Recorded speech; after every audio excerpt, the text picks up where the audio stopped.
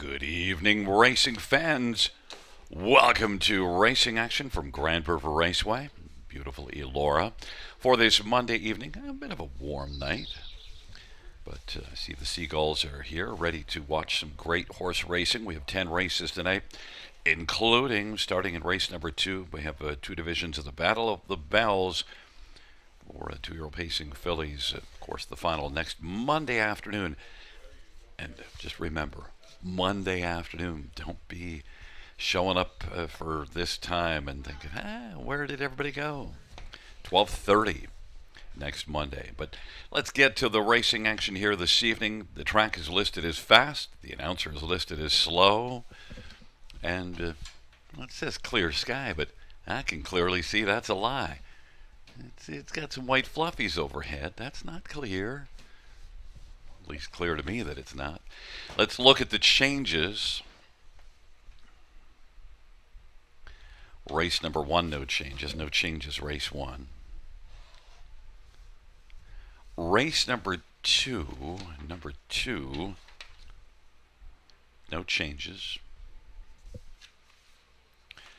Race number 3 will go as programmed. Race number 4, changeless. Race number 5, number 7, Control the Gold. Driver to be announced, no double barrel Daryl Thiessen this evening off all of his drives. Race number 6, I'm Above Average, driver to be announced. Race number 7, number 4, TJ All the Way, driver to be announced. And number 5, Good Pride, is adding blinkers. Blinkers added to number 5, Good Pride. Race number 8, number 6, Hamac Hottie, Travis Cullen is the driver.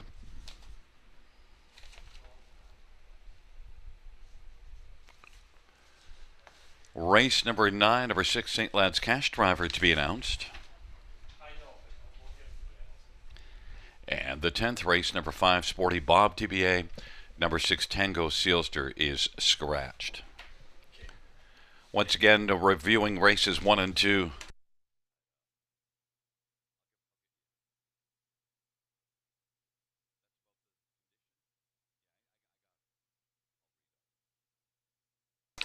Once again, no changes, race number 2. And also there's a program note before we bring Sugar in. There's a program note regarding the conditions in race number 6, and it's a little bit complex, but all it really is non-winners of 5,700 should read the condition, and also optional claiming 15. Note there's a comment, purse started for a purse of 12,000 or more eligible? No. So that's a condition change. Now that we got that out of the way, let's bring in Sugar Doyle. And Sugar, 1 week to Industry Day, and I'm sure you know to show up here in the afternoon. In fact, question, are you going to be here live on track? I assume you will.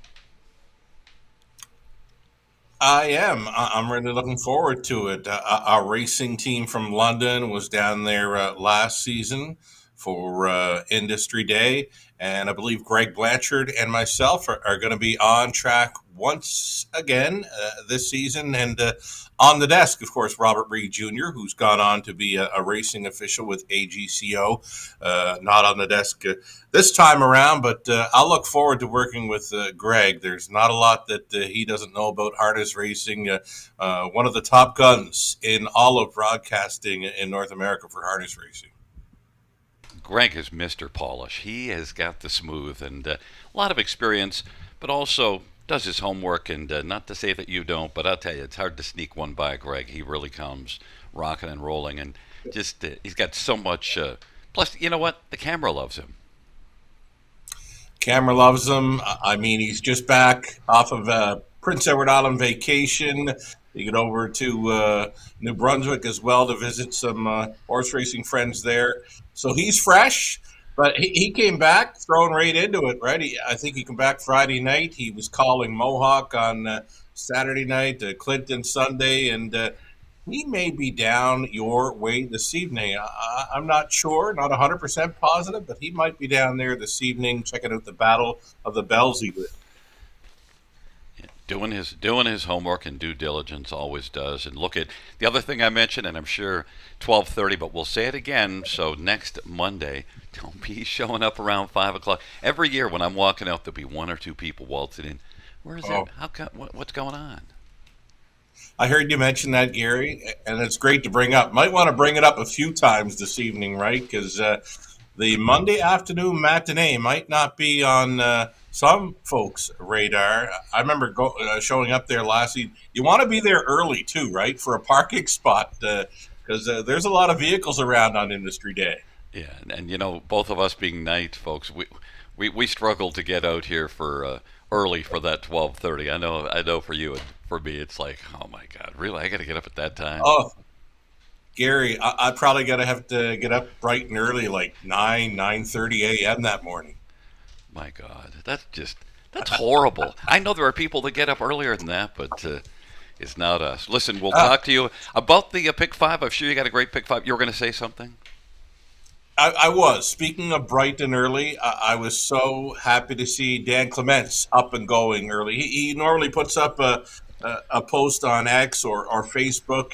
He does a walk very early in the morning around London, and in an accident yesterday, Clinton Raceway. I'm sure many in the business know about that accident. Unfortunate accident, but horses went home with the connections. Drivers were up and around, and Dan Clements up and at him first thing this morning, walking around London. So great to see. He does not sleep in. I don't believe he's a nighthawk, Gary. I'll throw you a Dan Clements piece of information you might not know. We've seen Daryl Teese and Sammy Filia have some great nights, and some others, of course, over the years. Dan Clements won 8 here one night at Grand River. 8. That's going to be tough to top. I go way back with Dan. Not that I knew him in person, but I knew he was part of the family amongst Cam Fella.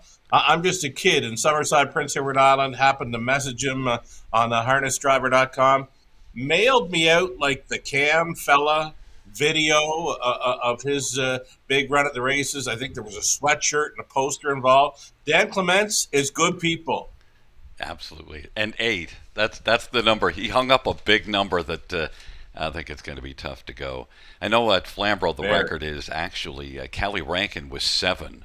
People forgot that Callie used to Oof. be a driver that got a fair amount accomplished. You might have guessed it would be Paul McKenzie from PEI, but no, it's Callie at 7.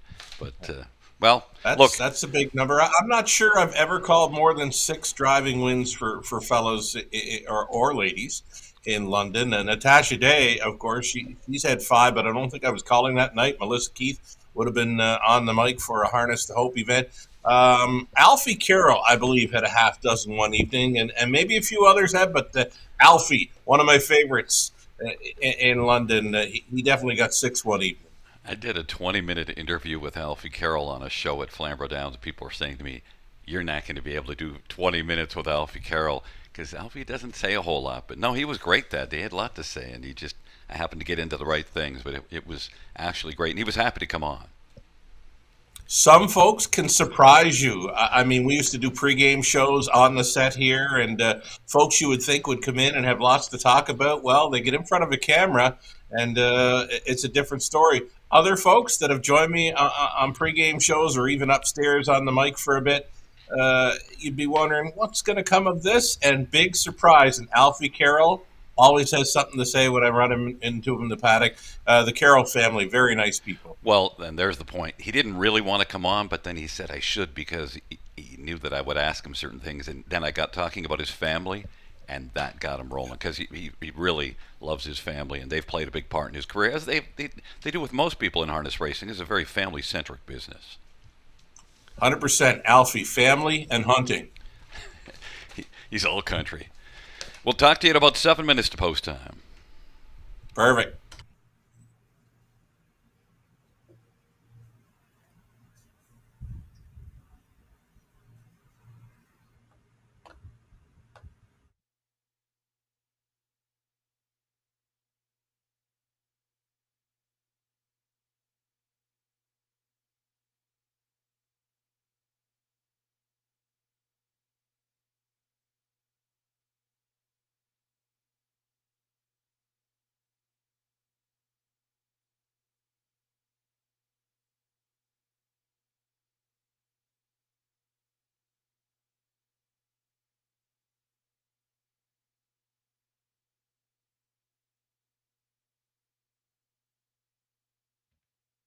Hey kids, do you like to write stories or poems or draw pictures of horses? We're running 2 contests from now until August 31st with a total prize money of $3,500.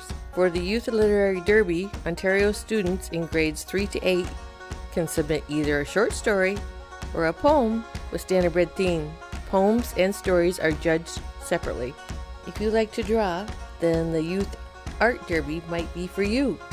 This one is open to students in grades 3 to 12, and you can do a drawing or a sketch of anything standardbred related. Check out our website for more inspiration and more information, bgracingalliance.ca. Winback Farm of Ontario is home to outstanding sires, including three-time millionaire pacer tattoo artist who is new in 2025, the last great son of the legendary Sub Beach Somewhere and multiple stakes champion Beachglass, Meadowlands Pace and Ontario Sire Stakes champion Lawless Shadow, and the richest pacing stallion in all of harness racing history, the great Hall of Famer Mick Wicked. Also standing at Winback Farm, Archangel, Better Than Cheddar, Betting Line, My MVP, and Trixton. For more information, visit winbackfarm.com.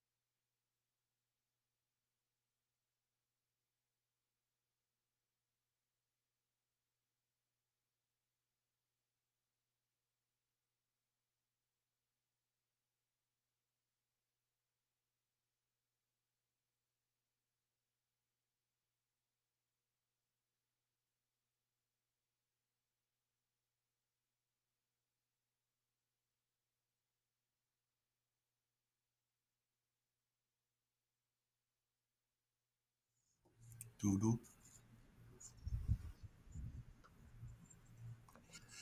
Welcome back to the show, everyone. You're watching a Monday evening at the Grand River Raceway.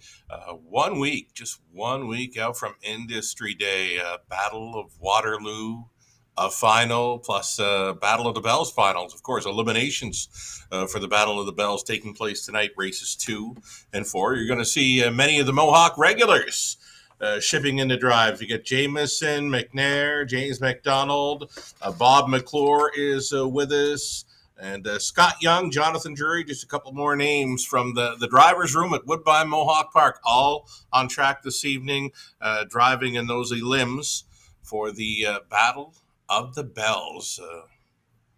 Be looking forward to a big day of racing. The matinee. A week from today, Monday at Grand River Raceway. 5 minutes post time on race number 1 of 10. Kicking things off with a very popular pick 5 play, $5,000 guaranteed pool. It'll take some action, plenty of action, I'm thinking, with those Battle of the Bells eliminations involved. Again, races 2 and 4 of this program. Let's bring up some Pick 5 ticket ideas, courtesy of yours truly. We'll have one for Gary Guy and one for a friend of the show, Conley Ecclestone.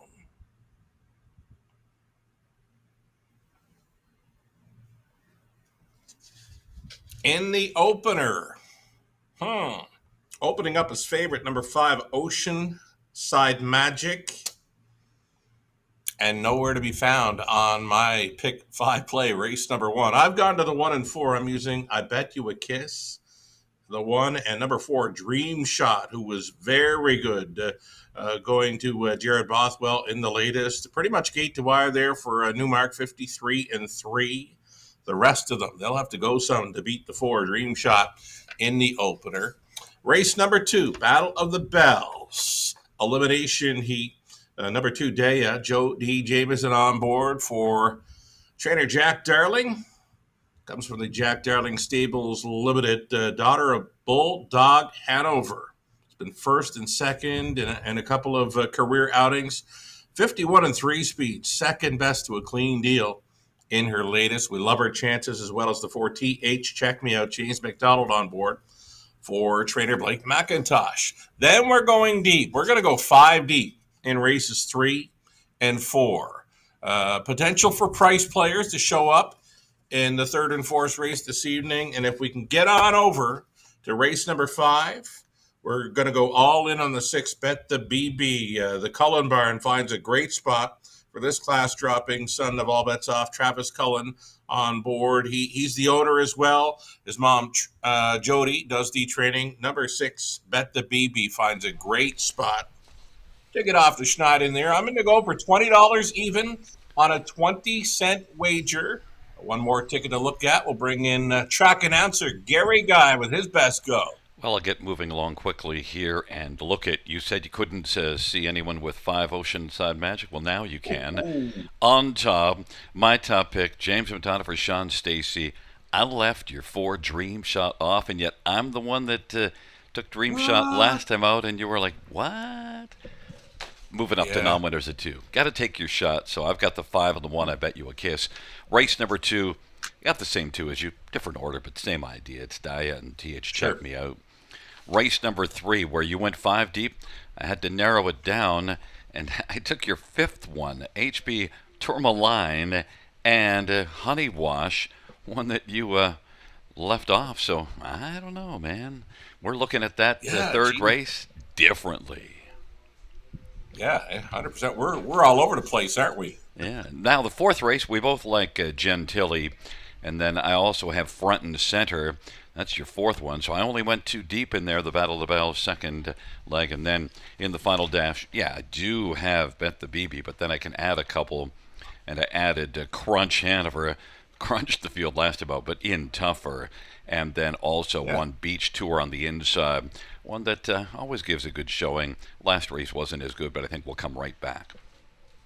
No shot we discussed our pick 5 ticket ideas earlier. I single in the final leg, and you go deepest of all.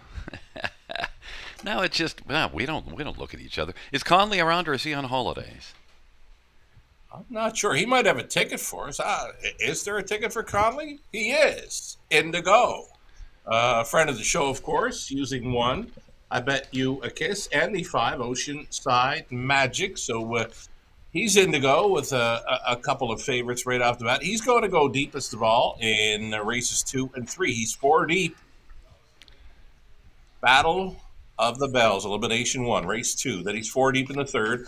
4th race, final Battle of the Bells Elim. Romantic Beauty on the Rail for McNair. Gentilly for James McDonald. Adipose 5. And he singles up the 6. Bet the BB. We both think this one finds a great spot to get off the schneid. Has not hit the winner's circle for a few months now. And the Cullen Barn, they were doing pretty good things at Georgian last night, Gary.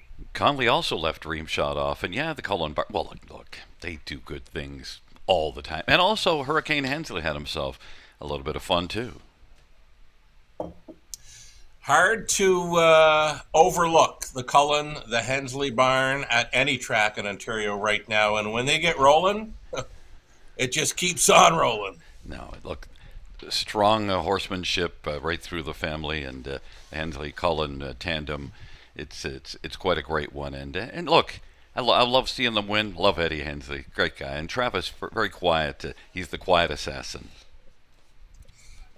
Quiet fella. Hard worker, though. He does it all. Ed Hensley, anytime I've seen him, always spotted. He's like your pal Pat Hudon, always a smile on. Yeah, I always say, he rocked him like a hurricane. He loves that Hurricane Cullen. He was the original Hurricane before it was Pat Hudon. So a couple of my favorite people, and they both have Hurricane monikers. We see the horses are coming out. We'll get out of the way.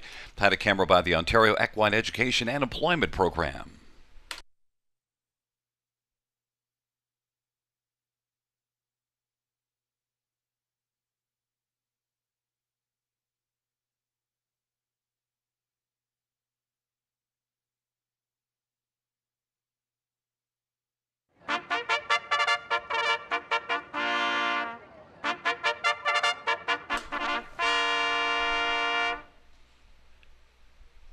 Field for race number 1. I bet you a kiss. Austin Sorry for Anthony Beaton and Robert Shepard. Number 2 is Don't Mess with Molly. Jody Jamieson for Scooter Gimlet and James Dean and Brooke Gimlet. Number 3, Mama's on a Roll, Brett McDonald for Ron McDonald and Brett McLennan and Shengo. And number 4, Dream Shot, Jason Ryan for Jared Bothwell and Neil Ostrom.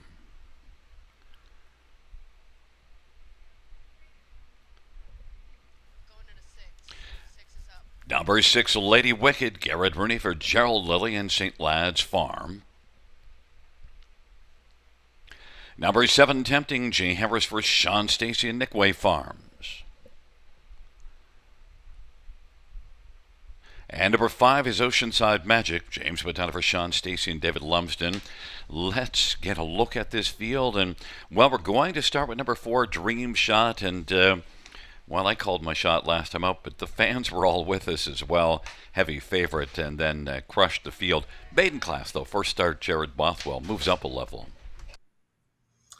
Does move up a level, but with the 53 and 3 speed, I'm looking through the lines on the remainder of this field over Grand River Raceway, especially. Nothing really showing that kind of speed.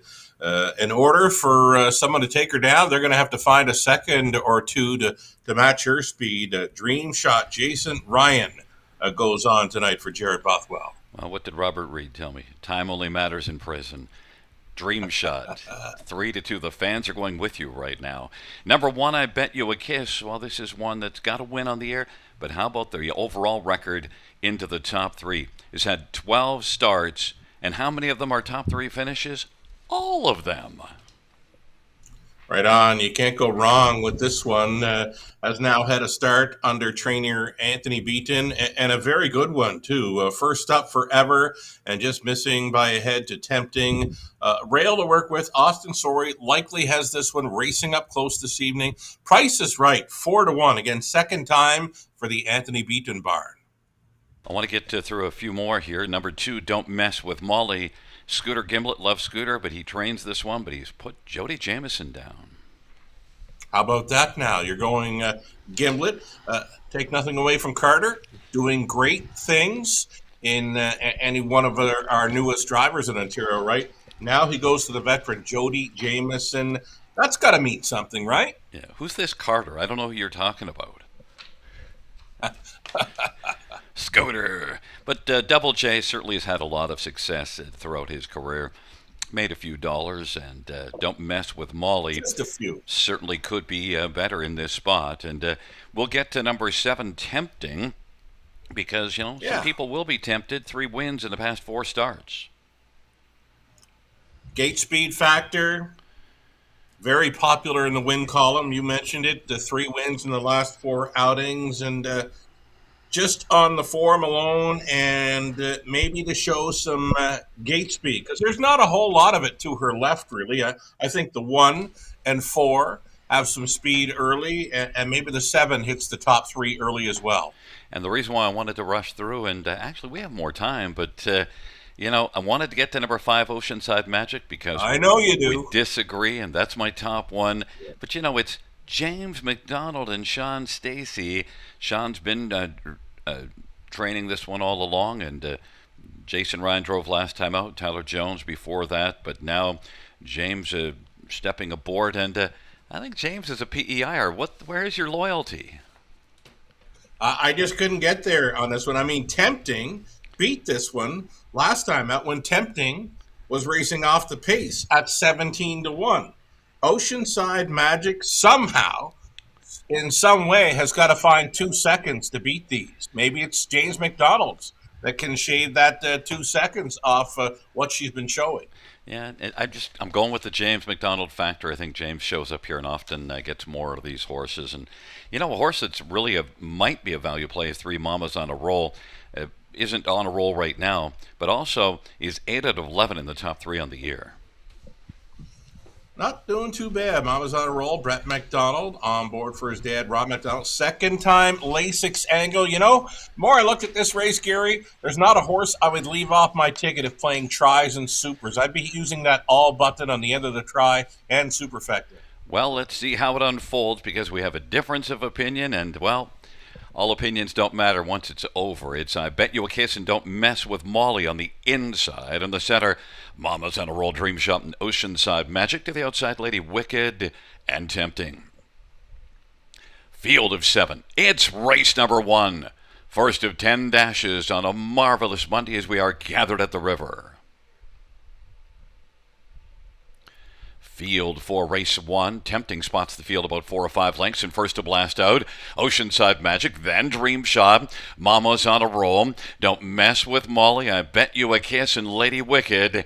And Tempting is trailing. Oceanside Magic leads to the opening quarter at 2-1. Dream Shot is 9-5 and is racing with a pocket shot right now. Mama's on a Roll is currently rolling third in front of Don't Mess with Molly, and I Bet You a Kiss, and Lady Wicked. And Tempting is trailing. 27-2 opening quarter, 7 in a line.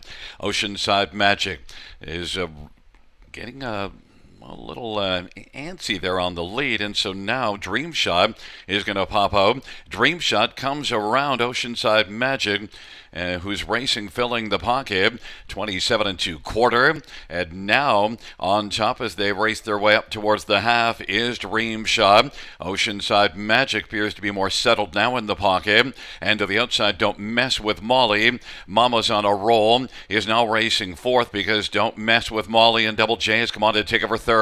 I Bet You a Kiss is following on the outside, is now taken fourth. Mama's on a Roll weakens, and then back to Lady Wicked and Tempting, and now Oceanside Magic popped out of the pocket and is now trying to track down Dream Shot. Half of 56-4, and they race on by 3/4.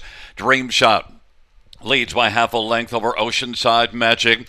124-3 the 3/4, and now Oceanside Magic is weakening and having some difficulty. Dream Shot and Oceanside Magic, and then I Bet You a Kiss and Don't Mess with Molly.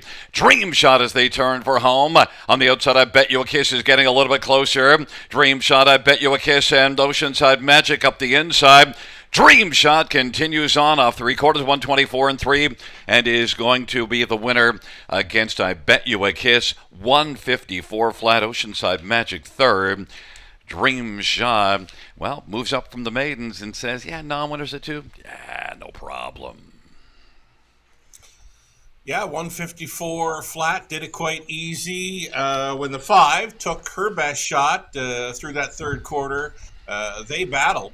27-4 speed through the third, and then Oceanside Magic did well to get back down to the pylons prior to that final turn, because if she doesn't, she's likely 4th or 5th in there. So James McDonald did what he could. Started kind of shaking her head up a bit in front of the grandstand following the quarter mile. So it was a good move by Jason Ryan to put Dream Shot on top at that point. After that, it was over. Yeah, I think if we talked to James, he'd say that horse has some nice ability, but there are some things that Sean needs to iron out. But still overall hung around, and there's I Bet You a Kiss coming on, but wasn't going to call her Dream Shot. I Bet You a Kiss just keeps on hitting the top 3, though. Yeah, not even sure. Ooh, looked like maybe a 4-1. Anyway, 4-1 Exactor was actually the favorite in here. The horse players were on the 4-1. So I Bet You a Kiss did fare well, coming on for the deuce. But yeah, another strong showing for Dream Shot. That is 2 in a row. And I think Molly, we're going to keep on looking forward. I think Molly did get up for third, but yeah. No, I think Double J, Don't Mess with Molly, gets up for third. As I mentioned, I think Oceanside Magic, Sean will have a little bit of work to do because it was a strange. Tinkering, right? Yeah, Oceanside Magic shows ability, but then I don't know. He was kind of fussing and maybe probably expending energy too fussing. Well, she left well, right, and then it was a little tricky to settle her down. I mean, James kind of fought with her a bit following the quarter, but there was no fight here with Jason and Dream Shot. She's a really nice filly. Well, I doubted moving up into the non-winners at 2 and took a shot. It was the wrong shot, and you took the right shot, and well, your shot's back in front of us. I said when you have a difference of opinion, no difference of opinion now. Dream Shot with Jason Ryan, victorious, 3-year-old sports rider by filly by Neil Oostrom, trained by Jared Bothwell. Two wins in a row for Dream Shot, two this year. Fourth lifetime Dream Shot, 154 flat.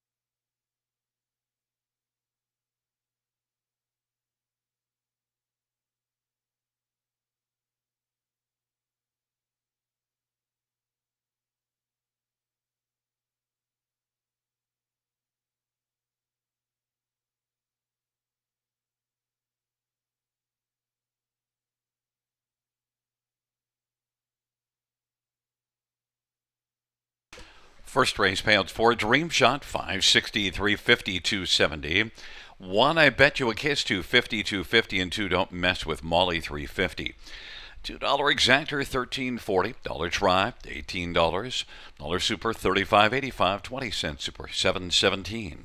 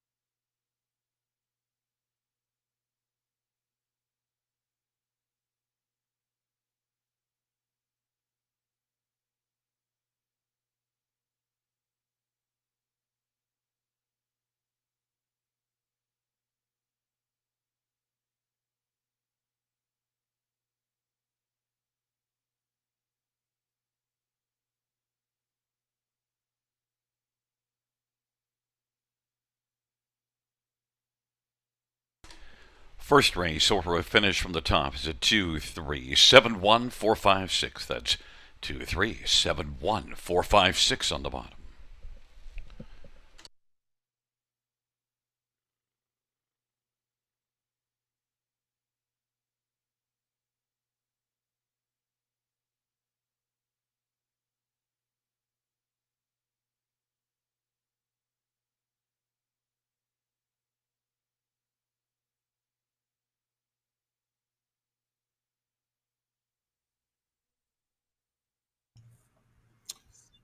There we go. We are back. Strolling right into race number 2, the opener. Had the 4 Dream Shot doubling up for trainer Jared Bothwell. Jason Ryan on board this time. For me, kind of an easy winner there in 154 flat. Look forward to seeing her go again. Where that shall be, we'll find out in the next week or so. 3 minutes away from this pick 4 play. Hey, the pick 5 got played well. $11,000 plus in the early pick 5 pool. There was 2 or 3 of them taking serious action in there. The 1, 4, and 5 all taking similar action in the opener. Let's keep on rolling here then. It's Ontario sired 2-year-old facing fillies for elimination 1 of the Battle of the Bells. The final, of course, taking place next Monday afternoon at Grand River Raceway, all part of an action-packed industry day of racing, a Monday afternoon matinee, don't forget. Right, let's bring up some pick 4 ticket ideas. Myself, Gary, Connolly, doing our best to find you winners on the early multi-leg wagers here. This would be a $2,500 guaranteed pool, pick 4. We're going to try to start things up with number 2, Daya. Jameson on board for Darling. Also using 4TH Check Me Out. James McDonald on for Blake McIntosh. Then we're deep. Hoping for price players. Races 3 and 4. We're 5 deep in the third, 5 deep in the fourth. Again, elimination 2 of the Battle of the Bells comes up in race number 4 this evening. I'm going to stay with the single. Number 6, Bet the BB finds a great spot for Team Cullen to get off the Schneider in race number 5. $10 even on a 20-cent wager. That's the way I see the early pick 4 shaking down at the river. Gary Guy, his best go on this early pick 4 play. Let's bring on Gary's ticket. On an evening where we didn't see eye to eye a whole lot, Gary. I need a pick 4 because, I'm out of the pick 5. Well, you know what? This is your next best opportunity, right? Hey, I mentioned $11,000 plus in the early pick 5 pool. That might be a season high thus far for the river. It's a strong play. So the Battle of the Bells limbs bringing in some heat for the players, and a lot of those regulars from Woodbine Mohawk Park drivers room are with us competing this evening. Gary in the second race using 4TH Check Me Out on top, including 2 Daya. Over into the third, it's the 4 HP Overline. The top selection for Gary, he's also using 2 Honey Wash. Fourth race, he's on the 5 Gentilly, 3 front and center, staying 3 deep on the end of it with Bet the BB, Crunch Hanover, LA Make It Beach Tour for the third one. Gary likes to put his top selection in front on the multi-leg sequences. He's in to go for only $4.80 on the 20-cent wager. And one more ticket to look at for Conley Ecclestone.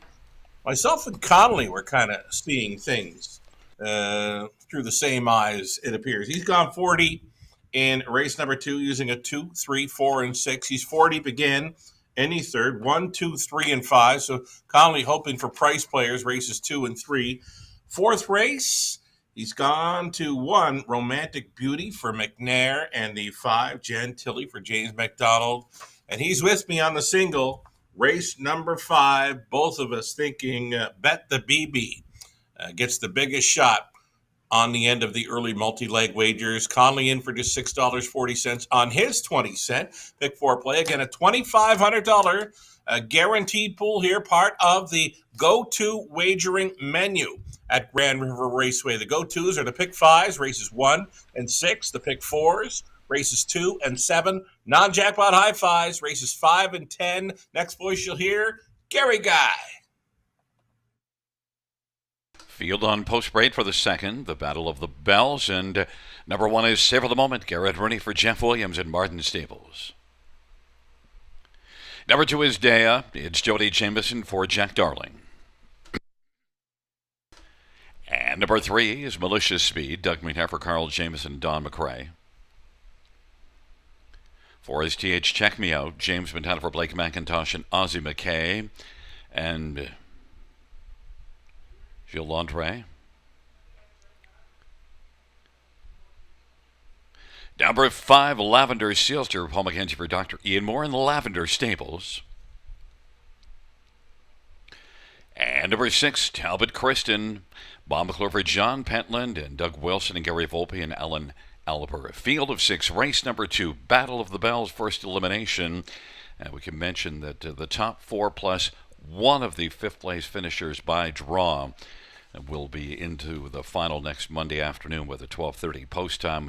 Well, we'll start with number 2, Dea, and Double J and Jack Darling teaming up. One that's had 2 starts, and both of them were pretty good starts. Oh, and she looks great. For a daughter of Bulldog Hanover, she's kind of got his look.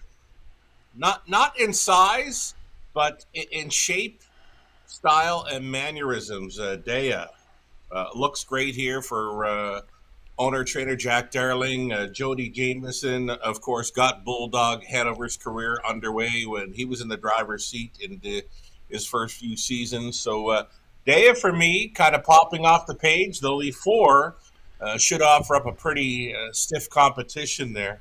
The money has come hard for both of those. They really stand out right now, 4-5 and 7-5. And you opted to Dea.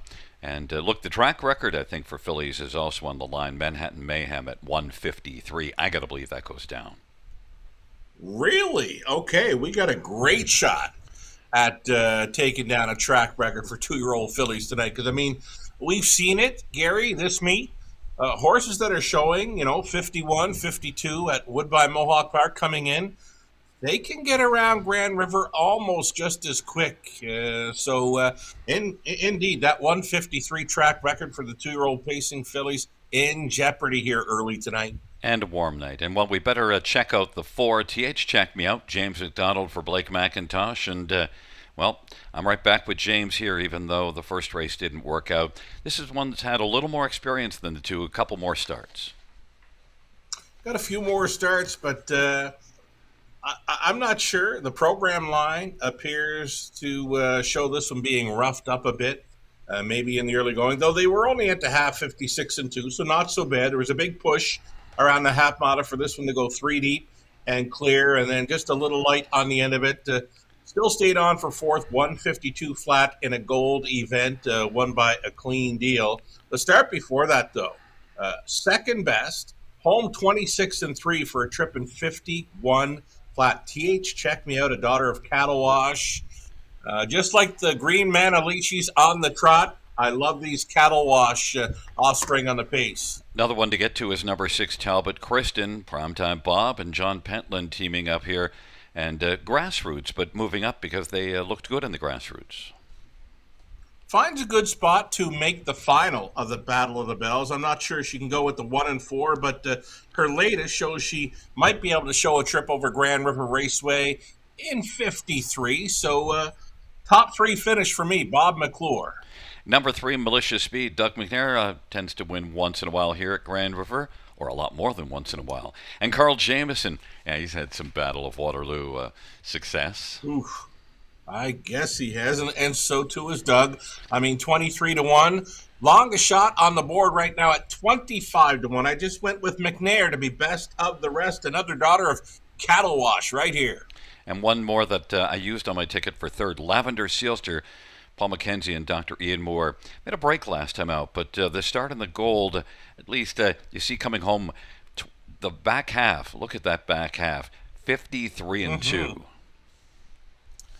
Yeah, she just got to mind her manners. Dr. Ian Moore, the trainer, he put this one in a gold event, so of course he thinks there's some talent there. So you can't doubt the doc. Number 5, Lavender Sealster, McKenzie on board, worth a look. Field for the second race, the Battle of the Bells, first elimination, taking up their positions. And savor the moment and Dea on the inside, Malicious Speed, and TH check me out in the center. To the outside, Lavender Sealster and Talbot Kristen. It's a field of 6 for race number 2. Number 2, Dea, now is the 3-5 betting favorite. Field of 6, the second dash. Battle of the Bells, elimination. Gathering Speed. And the field for the second race.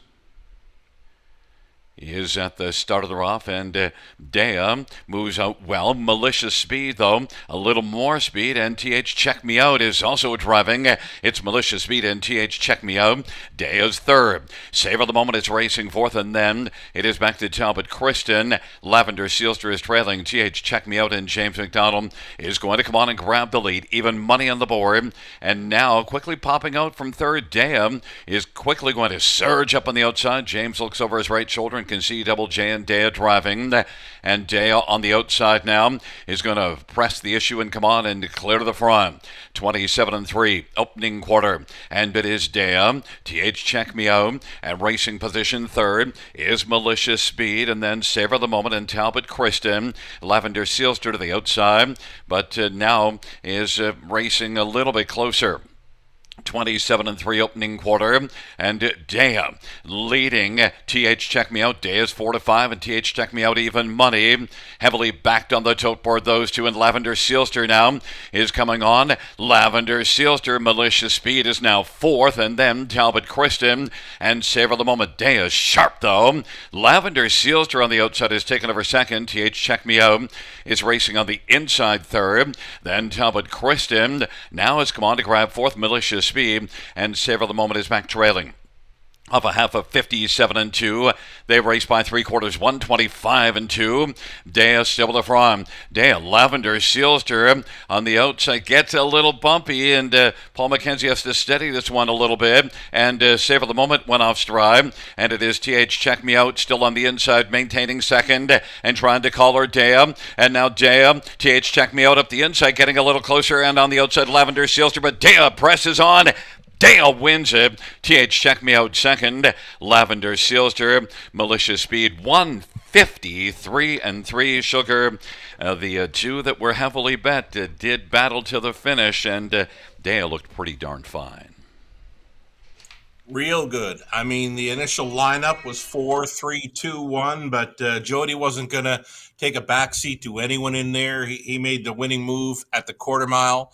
27-3, was able to tap it up through the second frame, just 29-4, and then a challenger out of the backfield. Lavender Sealster, big move from last, where she would pace a third quarter in 27 and change. You mentioned it, got a little bumpy in the final turn, but recollected and a strong third for Lavender Sealster in there. I like her. And I should mention, now the Inquiry Sun is up retaining to number 4, TH Check Me Out. And action at the top of the stretch, turning for home. But Lavender Sealster, I mentioned this one, that big back half in that start in the gold, July the 4th at Woodbine and Dr. Ian Moore. I tell you, I would have loved to see what would have happened if Paul didn't have to steady this one, because lost a bit of momentum on that final turn. Oh, for sure. Likely a length, if not two. So 2 lengths puts her in a win photo with number 2, Dea. Now, there's a week between starts, right, to maybe make some adjustments with that filly. Yeah, and, this is the elimination, so certainly if you're looking for one that you're trying to pull down, maybe Dea's probably got a good shot of being the favorite on next Monday. You got to remember just how strong Lavender Sealster looked. That one's getting a big circle from me. It doesn't matter to me where that filly will draw next week. I mean, she was sitting last in there, Gary. Like, her half was likely 58 and change, so she's pacing a back half. And 55, little bumpy, and on the wide side, she went very wide coming into that final turn. Again, Lavender Sealster gets a big circle for me in the Battle of the Bells final a week from today. And TH Check Me Out, the Inquiry Sign is up pertaining to that one, and it was only beaten by about a head after all is said and done. But you're not going to try to cook yourself. So James didn't really worry about hurrying up, trying to stay up closer, going to three quarters. You know what? The front two did get it easy in there. Like that second quarter, just 29-4, unstressed really. Lavender Sealster may have used a little more than the rest in there, but she wanted to be in the final, right? And like I said, now there's a week for Dr. Ian Moore to do some tinkering if need be. Daughter of Century Pharaoh, number 5, Lavender Sealster. But how about this filly? Settled right down, walking. like strutting her stuff on the way to the winner's circle here, Gary. Very professional looking and driven by the Yeah. professional Jody Jameson. The Green Machine gets the winner's green here. And Jack Darling training and owning. Dea is a 2-year-old Bulldog Hanover Bay filly. It's the second win in 3 starts for Dea. 153 and 3. Double J. The Green Machine gets the job done.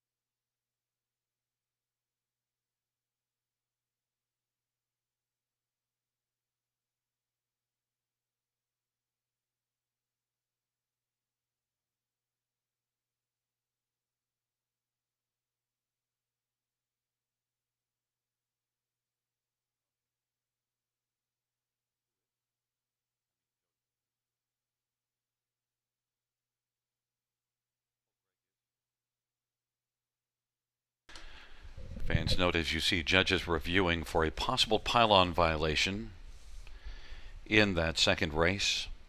Number 4, TH Check Me Out in James McDonald.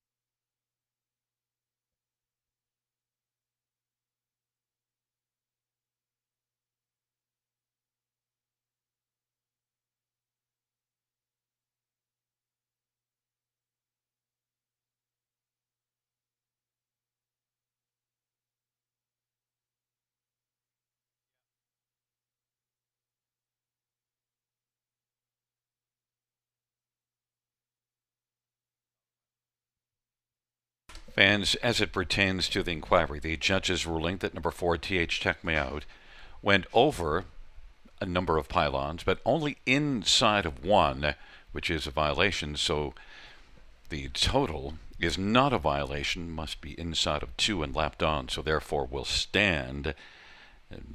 Number 4, TH Check Me Out, over a number of pylons, but only inside of one, not a violation of the pylon regulations, will stand second. We have 2-4-3-5.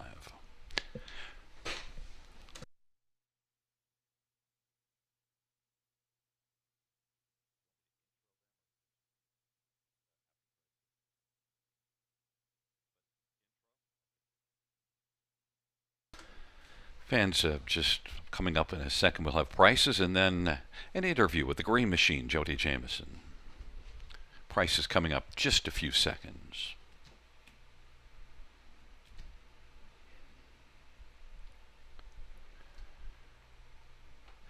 Second race payouts today, 370, 210, 224. TH Check Me Out, 210, 210. 5 Lavender Sealster, 350. $2 Exactor, $430. $1 Try, $630. $1 Super, $25.50. Double of 4 and 2, $12.50. We'll send things down trackside. Greg Blanchard down trackside, actually with the trainer of number 2, Dea, Jack Darling.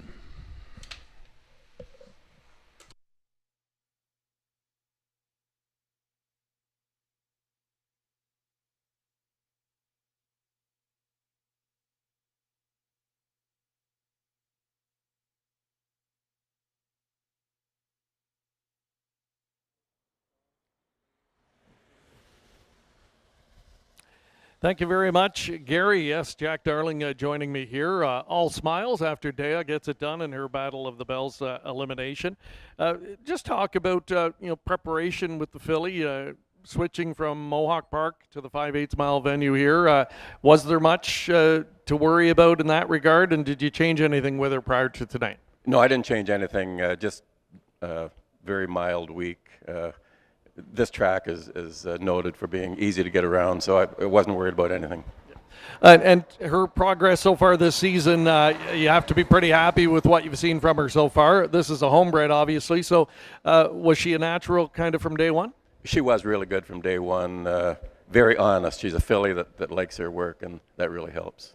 How exciting is it to see the first crop of Bulldog Hanover on the racetrack, and you've got a bunch yourself, and they've been showing up so far? Yeah, it's really exciting. I watch all of them, and I cheer for all of them, so it's a lot of fun.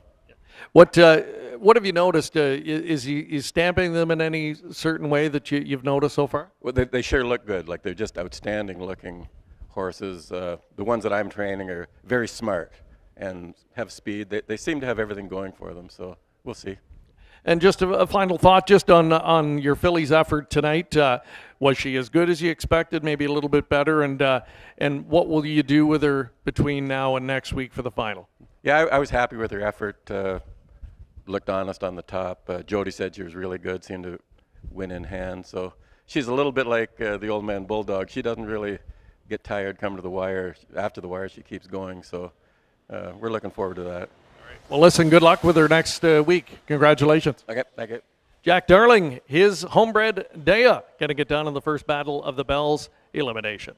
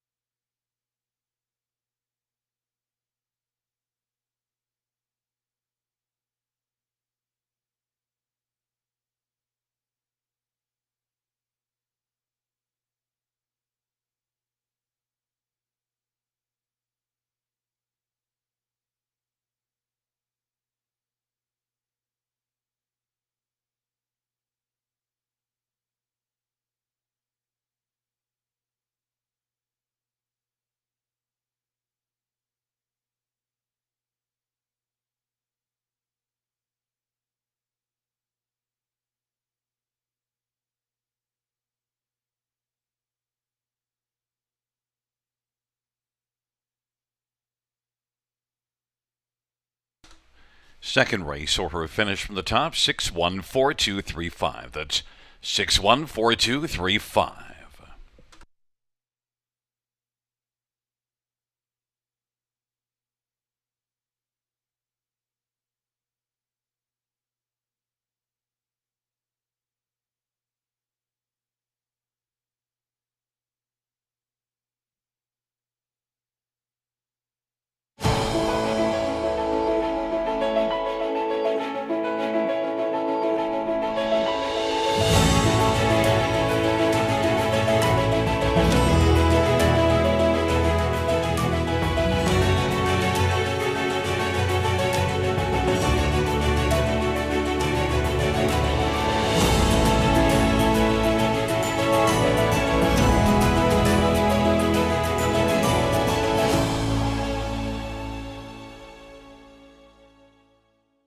Are you dreaming of a career with horses? The Ontario Equine Education and Employment Program is here to help. If you're an Ontario resident, you can take our free course and turn your passion into a profession.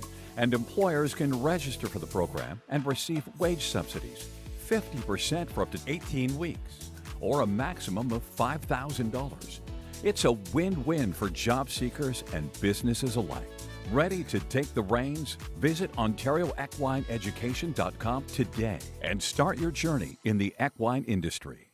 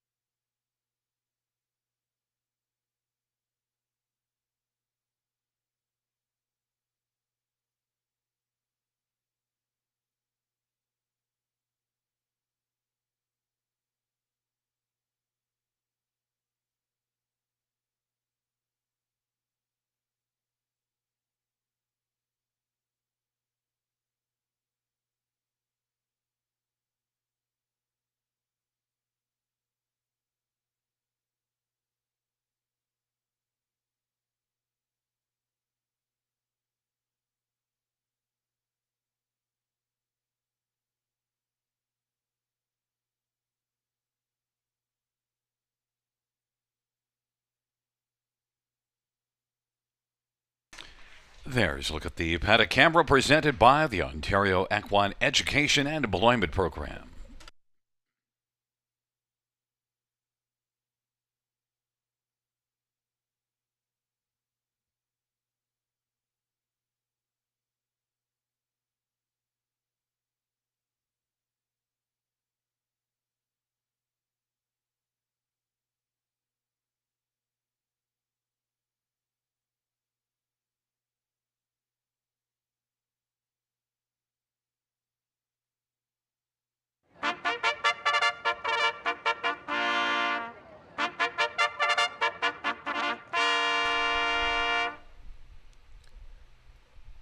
Field for the third on parade. 1, Quest Phoenix, Sammy Fillion for Dominic Ladew. Number 2 is Honey Wash, J.B. Renault for Julie Walker and Larry Walker and Nancy Holmes and Karen Murphy. Number 3, Blushing Joy, Austin Sorry for Sean Stacy and Hunt Racing. Number 4 is HP Tourmaline, James Medina for Chantel Mitchell and Claudemel, and Mitchell DiCenzo. Number 5, Captain Sassy, Doug McNair for Greg McNair and Frank Brundle. Number 6, Final Rinse, Jay Harris for Craig Bars and Nurko Sokolovic.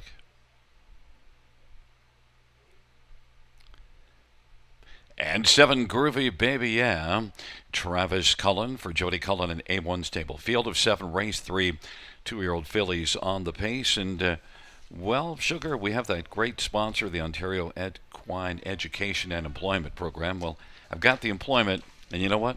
I've got the education. Sugar Doyle's giving me an education. So far, you got the first two races set up correctly. You could have singled them, and well, Quest Phoenix is your top one, and I only use this one for fourth. So, educate me. I don't know. You educate me first. How do you pronounce this horse's name? I don't know. I was just going with Quest because I might Yep. be wrong. No, you would have called at Georgian. A lot of times, Gary, there's horses that show up in London in October, and I've got to go back and listen to replays at Georgian Downs or Mohawk to figure it out. Because if I'm not right, I normally get a message or two from folks involved with the horses. So this one is the one I'm going to go to on top for the fact that has raced once over Georgian Downs, finishing fourth, 158 and 2 speed there. For me, and from what I've been told about Georgian, that could be 56 or 57 speed over Grand River Raceway. So for me, top selection all day goes to Sammy Filion, who certainly knows his way to the winner's circle at the river. I think now you're giving me an education. I'm looking at it more closely and thinking maybe I'm wrong, and maybe it's probably Quebec East is the idea. So Quest, I don't know, but Quest sounded smarter, and I don't get an opportunity to sound smart all that often, so maybe I'll go for Quest until they tell me different. Number 3, as long as you're not getting messages from the connections, you're doing it well. Blushing Joy and Austin. Sorry for Sean Stacy, and first-time starter. Use this one in your number 2 spot. Yeah, I like her look. I've never seen her before. Daughter of McWickett. Kind of strong looking up front, little thin in behind, but I'm not sure what to expect. But the qualifiers, both winning qualifiers over Grand River Raceway for trainer Sean Stacy, teaming up with Austin Sorey. And those two get along great. You know what? I've said to you a few times, it's just a numbers game. So here I am going with my odd numbers for a try and super. Yeah, you get all the odd numbers in your top 4. Well, you know what? It's not odd to take Doug McNair in the top 3 spot. Right. It wasn't hard for me to throw McNair in here for his trainer dad, Greg McNair.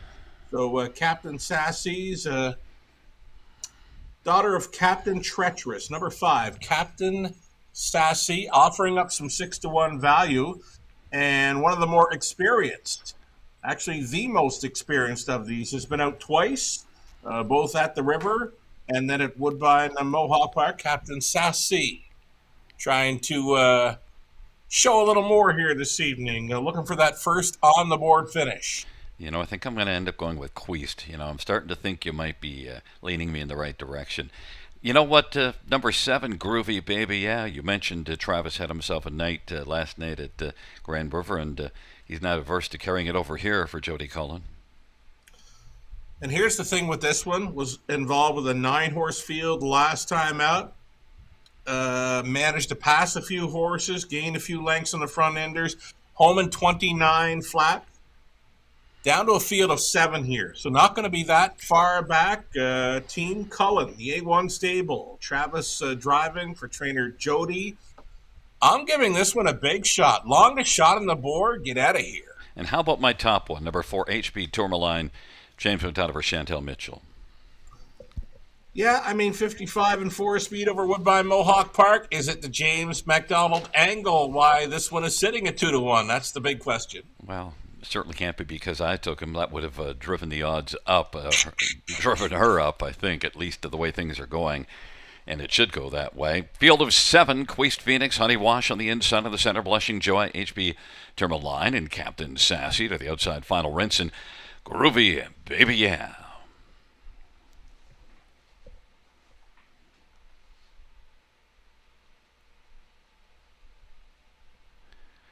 It's a field of 7 for race number 3.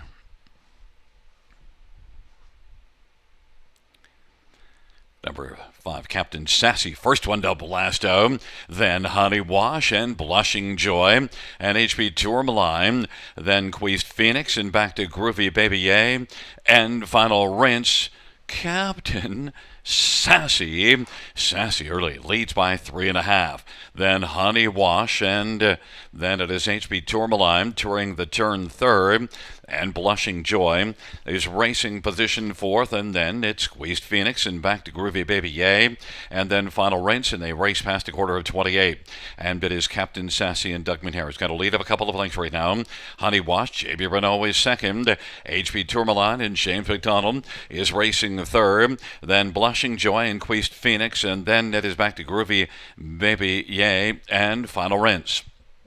28-second opening quarter, and Captain Sassy continues to be sassy in the third, leads a couple of lengths. Honey Wash is racing second.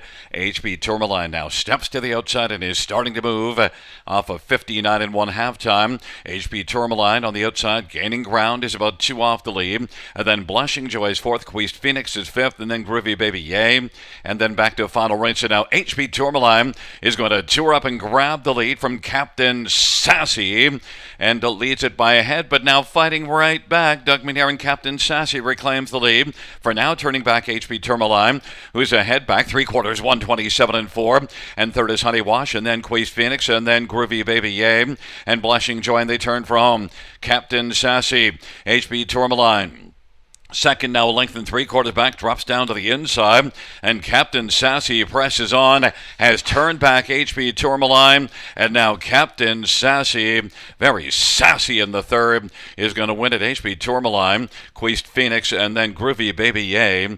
157 and 1, Captain Sassy, Team McNair. This filly was very sassy. Blasted out early, got tested, turned it back, and then kept on going, Sugar. Yeah, not a bad learning curve for this 2-year-old daughter of Captain Treacherous. We were hoping for a price player in that middle leg of the pick 5 play, and this one shows up at 6-1. I thought James was going to go right on by as they hit the straightaway following the halftime, but this filly found another gear, was able to come on back. They battled 28 and 3 through that third quarter, and then she's 29 and 2 on the end of it to put them all away. So again, a very nice learning curve for Captain Sassy and Team McNair. 46-1 at Mohawk last time out, and finished beating almost 10 lengths seventh, and yet 6-1 here. Nice 6-1 when you can get Team McNair at 6-1 in this field of young 2-year-old fillies. Yeah, nice little gate to her too. Not a very big daughter of Captain Treacherous, but very honest with her gait. Like, she raced really good. Lots to build on for that one, and 6-1 price, home and cool. Yeah, we did see, it was interesting. I mean, look, James McDonald gave a scare to Captain Sassy, but it was only that, and did at least stick around for his second. And then Queest Phoenix got bet a lot, 5-2. Mm-hmm. Did too, and raced well, but a big improvement for Groovy Baby. Yeah, longest shot on the board. Hits that superfecta, and we'll keep looking for more from that one from Team Cullen. Yeah, Team Cullen gets into the bottom of it. 5-4-1-7 back in front of us. Number 5, Captain Sassy, a 2-year-old Captain Treacherous Bay filly, owned by Frank Brundle. Greg McNair, the trainer. Doug McNair is the winning driver. Captain Sassy, victorious, 157 and 1.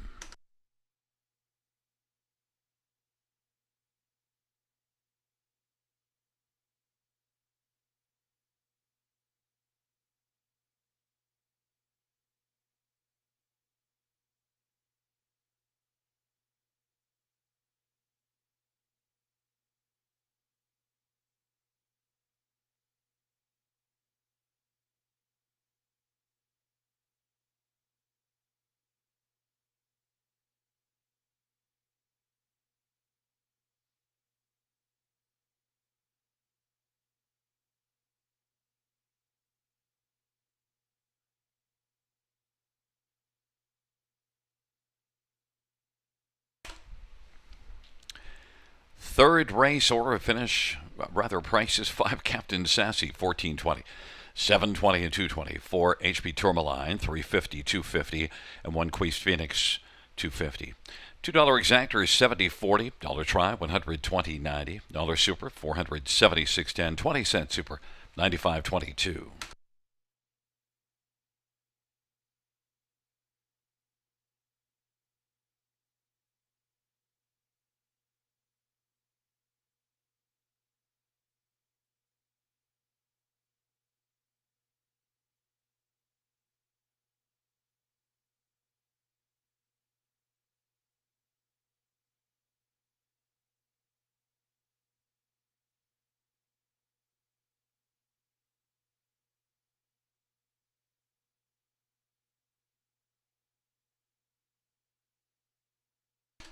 Fans note race 9 scratched is number 6 St. Lad's Cash.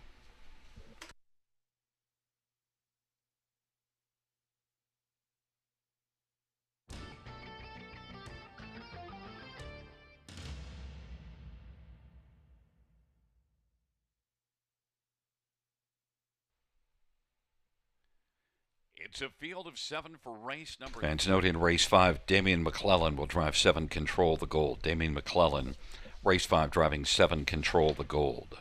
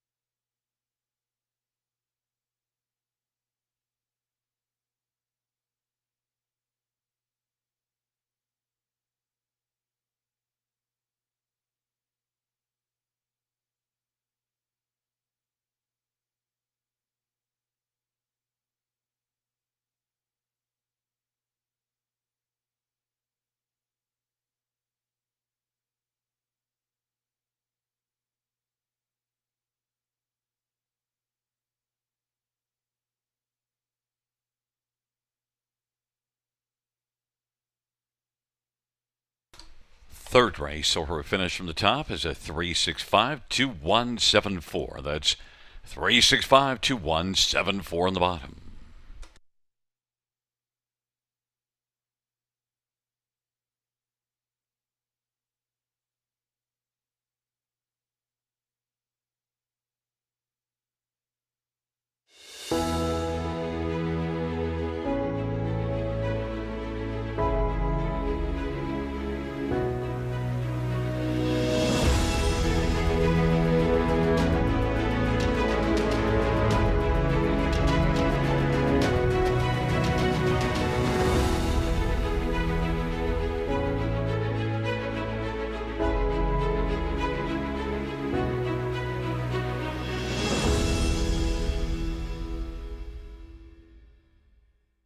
Winbank Farm graduates have earned close to $465 million and have won nearly 50,000 times, selling yearlings eligible to Delaware, Indiana, Kentucky, New Jersey, New York, Ohio, Ontario, and Pennsylvania, producing yearlings from outstanding sires including American Ideal, Bettor's Delight, Cattle Wash, Courtly Choice, Father Patrick, and the Great McWicked. For more information, winbackfarm.com.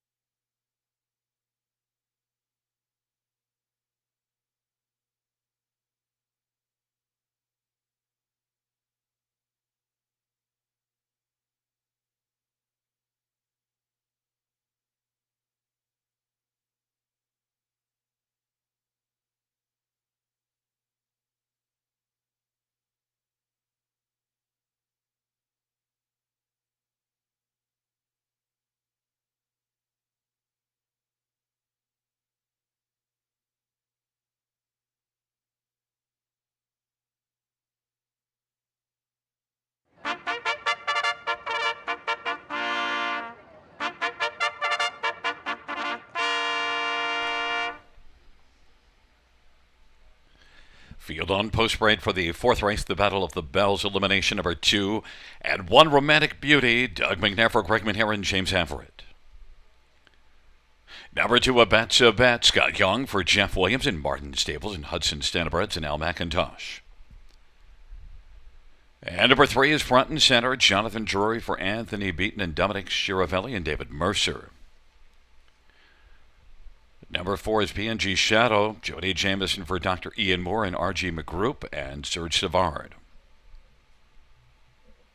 5, Gentilly, James Wadana for Scott McEnany and Brooke Racing and Frank Baldacchino and Weaver Buscemi and Lawrence Carr.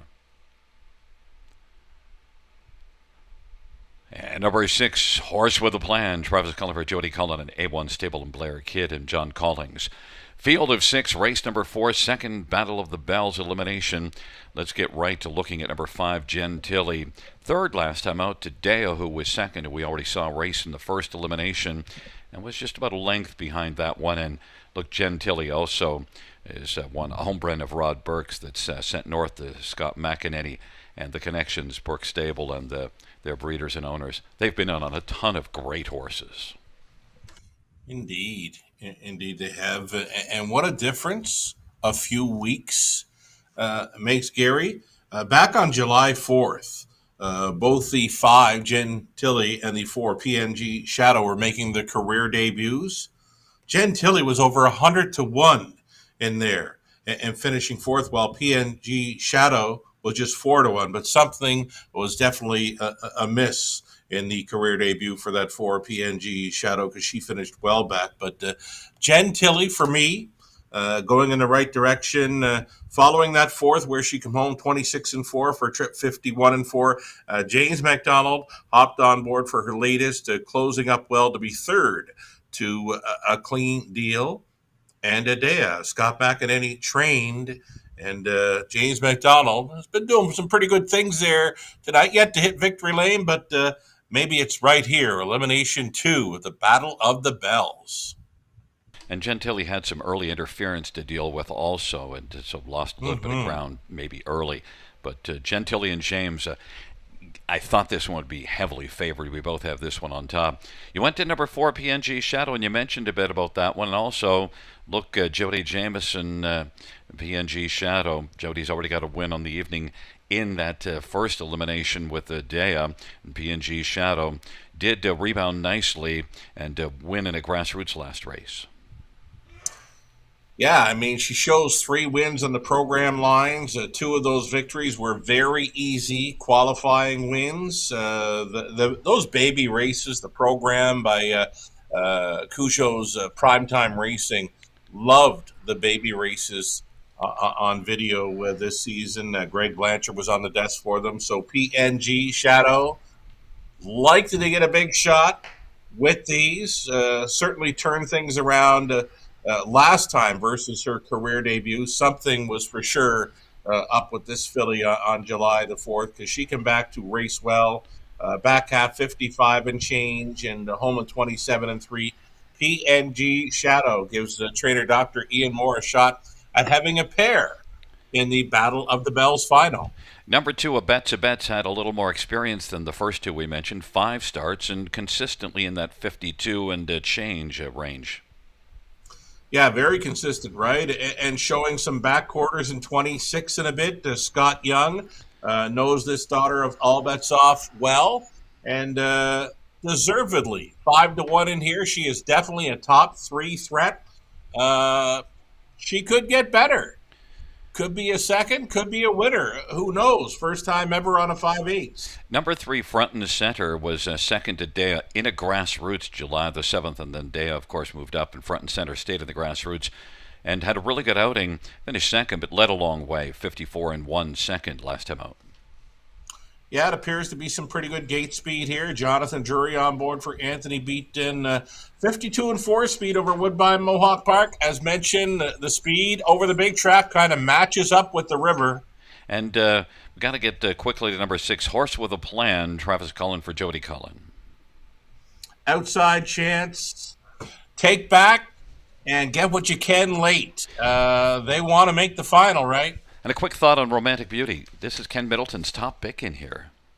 Wow, we've talked about the rest. Maybe this one is the best. Maybe Middleton knows something we don't. It's Team McNair trying to come right back at 9-1. It's a field of 6 for race number 4. They're taking up their positions. The Battle of the Bells, second elimination. Romantic Beauty, a bet on the inside. In the center, front and center, in PNG Shadow. And to the outside, Gentillion, Horse with a Plan. Field of 6. Race number 4.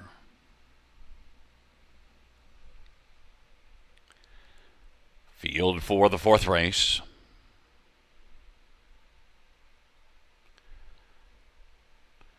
Moving on into position. There at the start of the rough in PNG Shadow and Gentilly, and then front and center went off stride. And now, driving through, a bet has got the lead. Gentilly second, and then Romantic Beauty's third, and PNG Shadow took back now and is on the inside racing fourth, and a Horse with a Plan is fifth. But right now it is a bet, and Scott Young who's got the lead at 9-2, leading the second Battle of the Bells elimination. Then Gentilly, James McDonald, forwardly placed second, and Romantic Beauty is on the inside third. Then PNG Shadow is racing position to fourth, and now popping up from second. Gentilly is quickly going to move up and take the lead from a Bet-a-Beb, and it is Gentilly, a Bet-a-Beb, of a 26-4, solid opening quarter. It is Gentilly and James McDonald, who waited no longer and took the lead, and is in front of a Bet-a-Beb, who's filling the pocket. Romantic Beauty is third. Then PNG Shadow, Horse with a Plan, in front and center. Into the backstretch, and there goes Romantic Beauty. Quickly surging out from third, now second, and in pursuit of Gentilly. And PNG Shadow off stride a Bet-a-Beb. Gentilly's got the lead. Romantic Beauty on the outside, pestering Gentilly and James McDonald.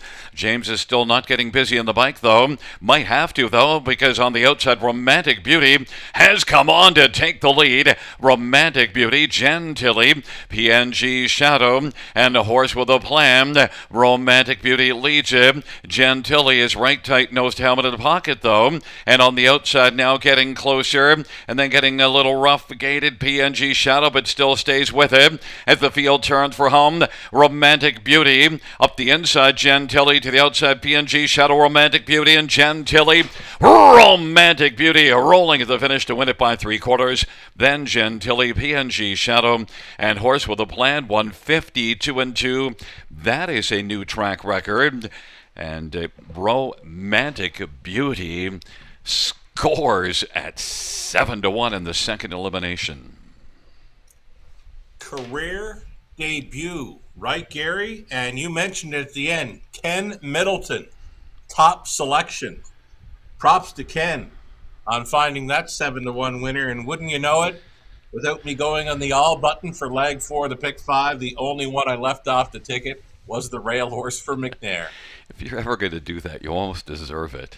Oh, that's a terrible, terrible way to lose, but it's my own doing. Come on, if you're taking 5, why can't you take 6? I mean, I hate to rub it in because, I'm not even alive, so I got nothing to say. But I'll tell you, Romantic Beauty. One thing, though, a lot of qualifying action, then missed some time due to sickness, came back and qualified July the 18th, and, obviously there was more in the tank than what the qualifiers showed, although you do see a 26-4 final quarter, June 27th qualifier.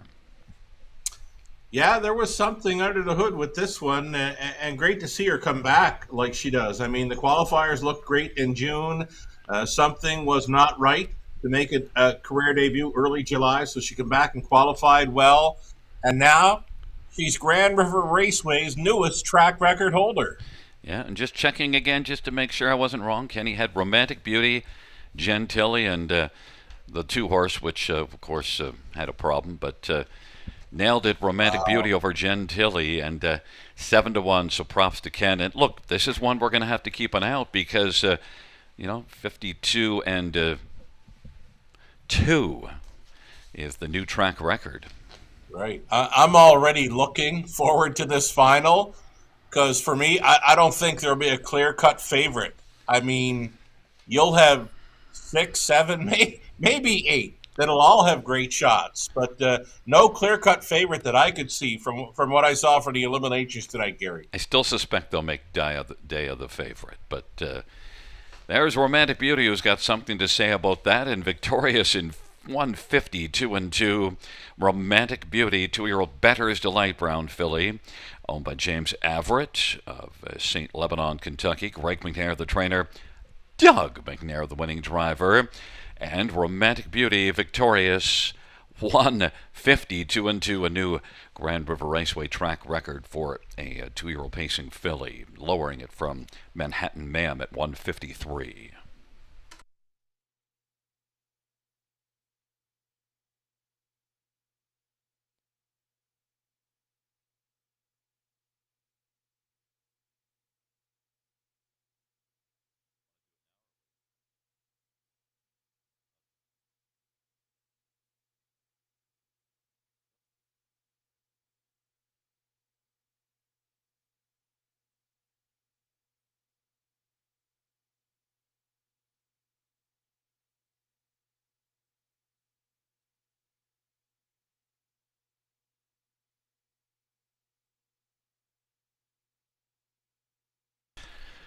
Fans, we'll get to the prices in just a moment. As down trackside, Greg Blanchard has collared another Greg McNair.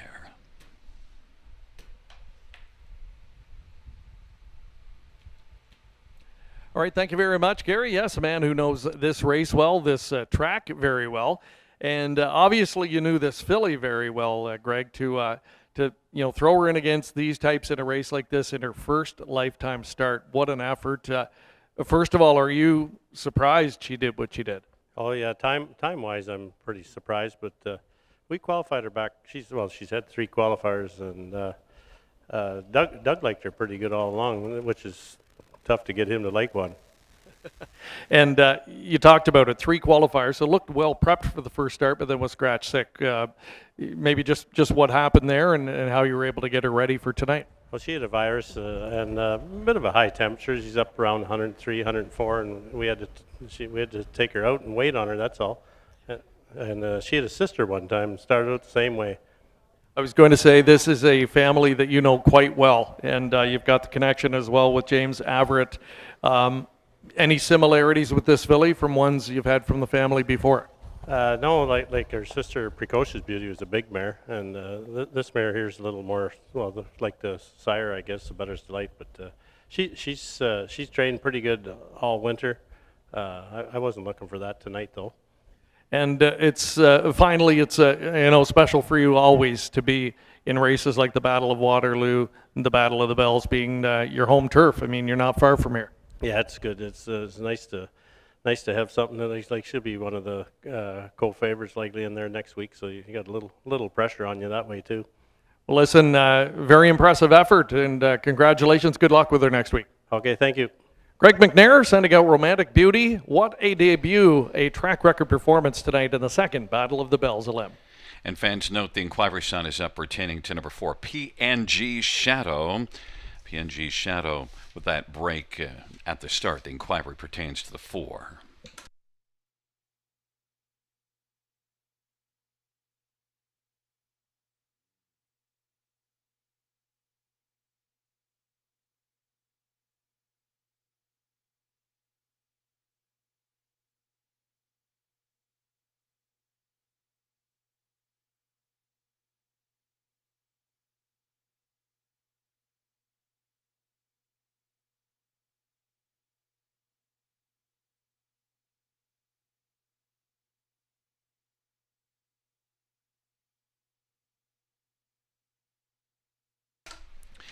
Fans, the judges ruling no violations of the braking regulations by number 4, PNG Shadow.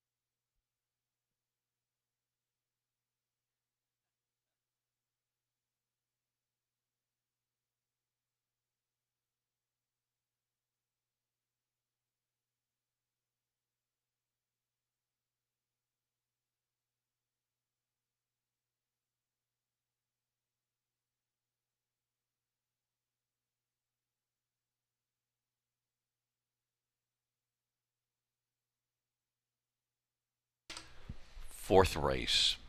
Payouts: 1 Romantic Beauty, $16.50, $6, $3.90. 5 Gentilly, $3.10, $2.30. 4 PNG Shadow, $2.40. $2 Exactor, $33.50. Dollar Trap, $96.75. Dollar Super, $613.80. 20 cents Super, $122.76.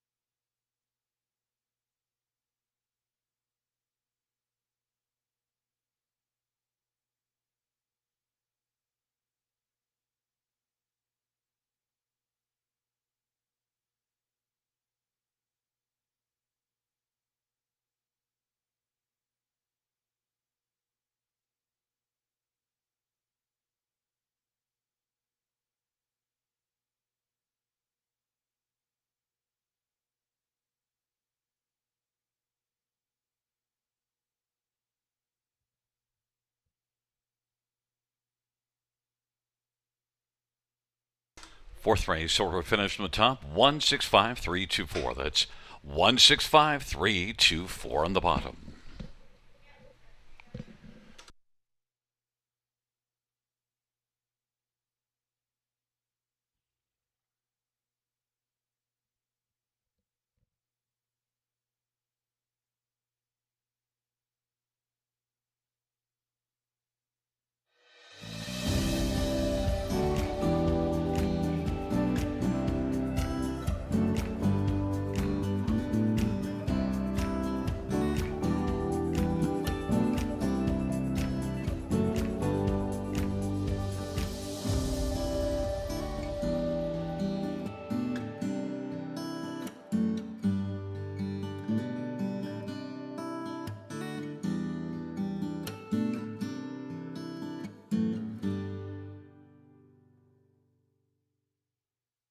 I'm Natasha Day. I train and drive harness racing horses at London, Ontario. These are my main products that I use in my racehorse barn that are all Omega Alpha, the Biotic 8, the Immune Plus, the Anti-Flam, which is great for the horses after they've had a hard day racing. The Biotic 8, I swear by it. Get all the dapples out, gets the old coat out, gets everything pumping and moving and makes the shine really come out.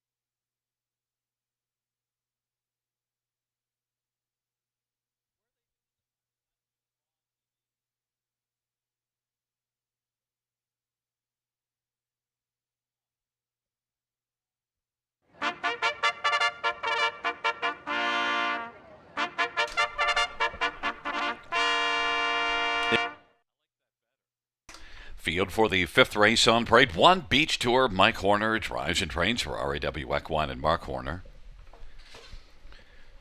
Number 2 is LA Sun Control. Garrett and Rooney for Rick Edwards and Michael Tam.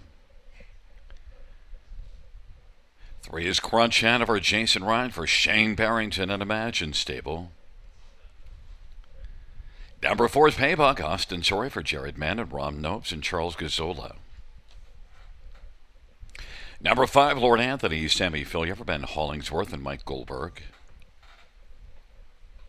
Number 6, Bet the BB, Travis Cullen for Jody Cullen. And number 7, Control the Gold, Damon McClellan for Jessica Hayter.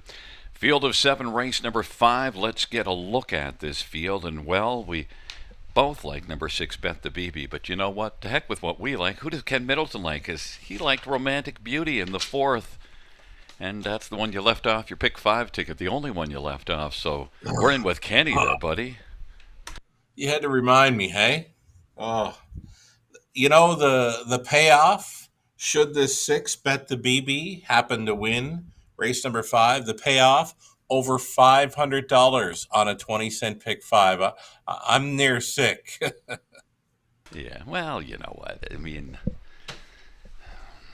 you might as well go all the way and don't go 90%. Don't stick 90% of your body into the water. Yeah. Splash. Get on in there. But one thing, you know what? You're not leaving the Bet the BB off the ticket here.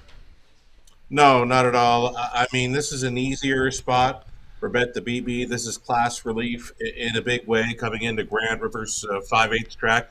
A winner 51-3 last season, but just 2 wins thus far in 2025. So trying to turn things around, maybe trying to find that winning form. So coming into the river to face easier. 7-2, heck of a price right now. I think this horse is going to take tons of action late. Yeah, and look, 72 makes no sense to me. The one that you like second best is the one that's getting all the money, Beach Tour. And I mean, I mentioned that this is one that raced well 2 and 3 back. Not as good last race. Now gets the inside. But, man, I wouldn't be wanting a piece of 2 to 5 on Beach Tour. Not at all. I mean, he does show 51-2 speed late June over the river. And now last time out, had missed 3 weeks prior to that start on July 21st. So now he's back on the rotation. Tell you what, if he can show up with his A game like that 51-2 trip 3 back, he could handle these. But 1-2, that's kind of heavy for this animal. Yeah, I'm not doubting the chances of him winning because Right. I used this one on the pick 5, 1 of 3, and Mike Horner certainly can get the job done. It's just that I don't want a piece of 1-2. Number 2, LA Sun Control. Talk about going the opposite direction, value. This is one that was 2-1 at Clinton last time out, 16-1 here. This is one that you've seen win a bunch of times at London. Oh, this horse right now is paying unbelievably well. You got G Money, Garrett Rooney, hopping on board. He's been at the half mile tracks in many of his recent starts. A big one from this horse. I mean, I'd put him in the first or second spot as well. More looks great here. Rooney grabbing right up on this horse. Value on the board, in my opinion. You know, and Garrett's got himself a 328 driving average on the year, so I think he wins the odd race here and there. 17-1 is very enticing. Number 4, Paybug, is one that back on July the 7th got bet down to favorite. I took this one on top, and your horse, up Joey's credit, managed to get by me. But Paybug, I didn't believe in him last time out, and, well, what did he do? He just came out and crushed them. Same deal for me. I was not a believer the last time out. He won quite easily. His A game makes him a top 3 or 4 threat here. It's the early high 5 opportunity, not jackpot. And your internet's a little fuzzy, but a quick thought on 5, Lord Anthony. Lord Anthony wants to be in play. If he's sitting near the back of the bus, his chance lower. And you know what? I did throw in Crunch Hanover for a second. I realized that beat up a lesser field, but he didn't. He did just Brave. 18 3/4 of length. I couldn't leave him off. It's 8-1. From an 8 claimer, Gary. I know, but what the heck? I was impressed. It's a field of 7 for race number 5.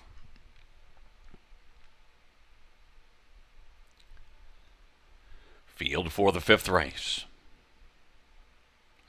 There at the start of the rough, and Paybug is going to flash early. Also leaving out Bet the BB, going with Paybug. Bet the BB outside advantage against Paybug and driving on, and Bet the BB is going to press on, and on the inside Beach Tour, then Paybug, and racing fourth LA Sun Control. Crunch Hanover 5th away.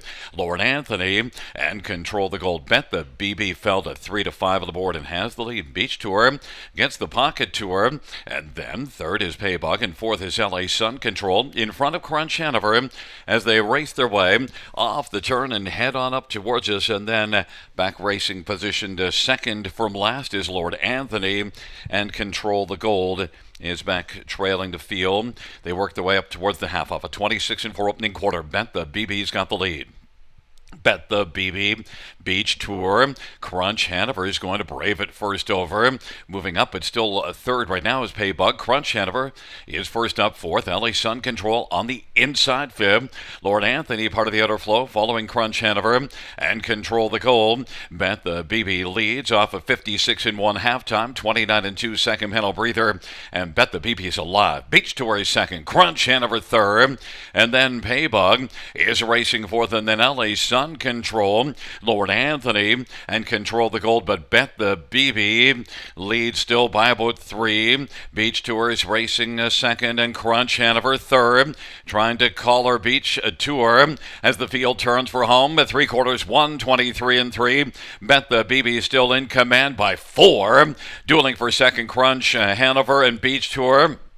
It is Bet the BB, Beach Tour, and Crunch Hanover. Bet the BB under wraps at the finish to take it and win it by 4. Beach Tour, then Crunch Hanover, and fourth is between Paybug and LA Sun Control.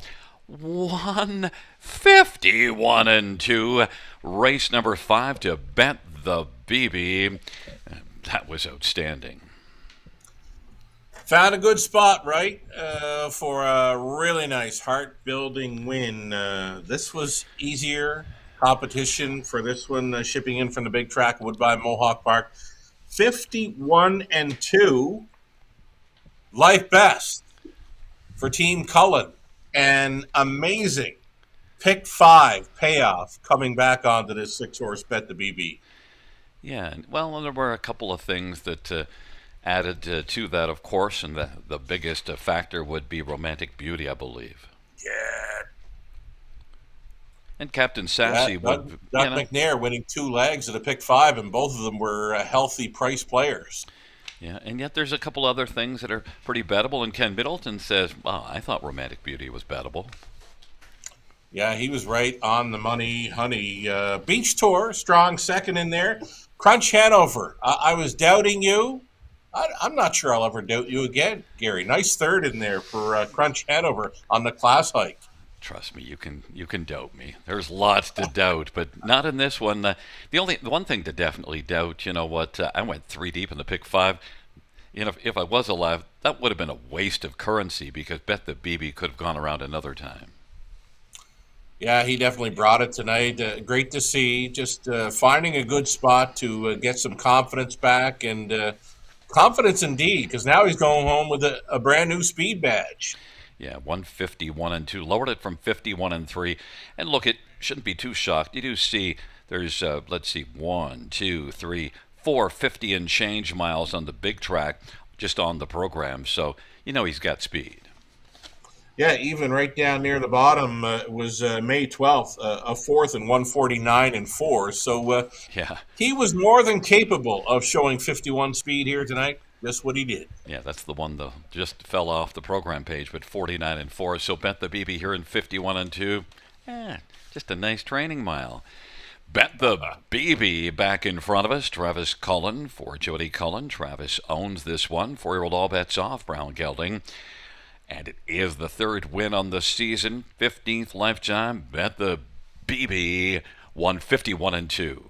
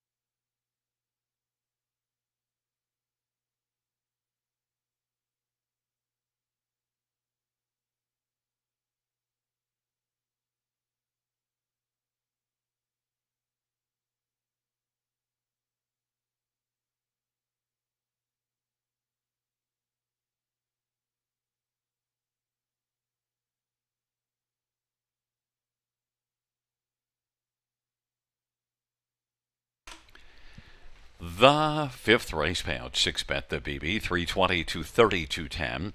One Beach Tour, 330, 310. Three Crunch Hanover, 390. $2 exactor, $9.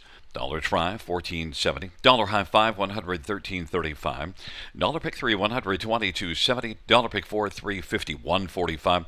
Dollar pick five, $2,500, $55.80.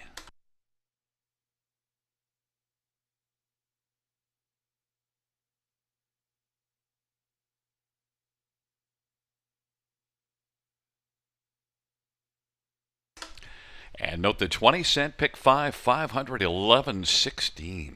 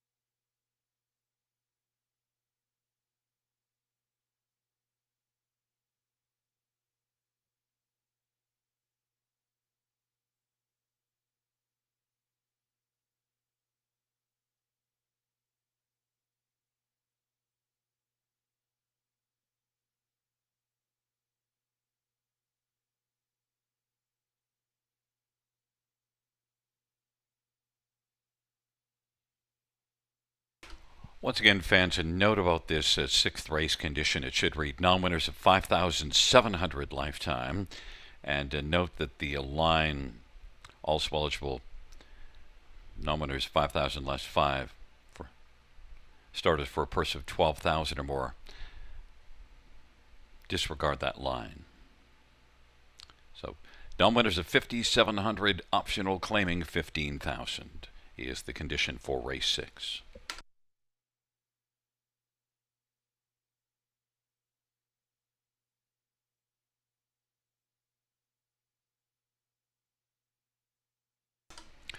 Fifth race, so we're finished from the top. 253-4716. That's 253-4716 on the bottom.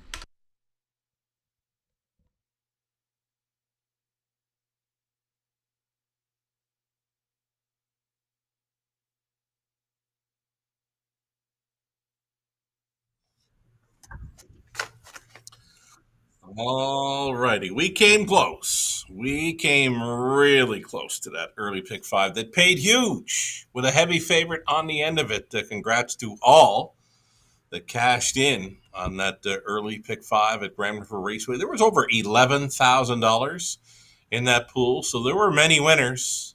Paid really good. Bet the BB on the end. Really nice, sweet payout on the early pick five. We got a late pick five starting up here now in race number 6. We've turned the page. We're going to hope to take down this late pick five at the river. Let's bring up some ticket ideas courtesy of yours truly, Gary Guy, Conley Ecclestone. What have I got? I'm going 4-5 to start things up. Vera Cruz, Paul McKenzie, Victor Invictus, Jason Ryan. Those are my two on the trot to begin the late pick five at Grand River Raceway. On to the pace for the final 4 races on this evening's card. Going deep in race number 7 using 1, 3, 4, and 6. We got another single. That comes up in race number 8. We are using number 3, Cook the Books. Sammy Filion on board for co-owner trainer Pam Forgy.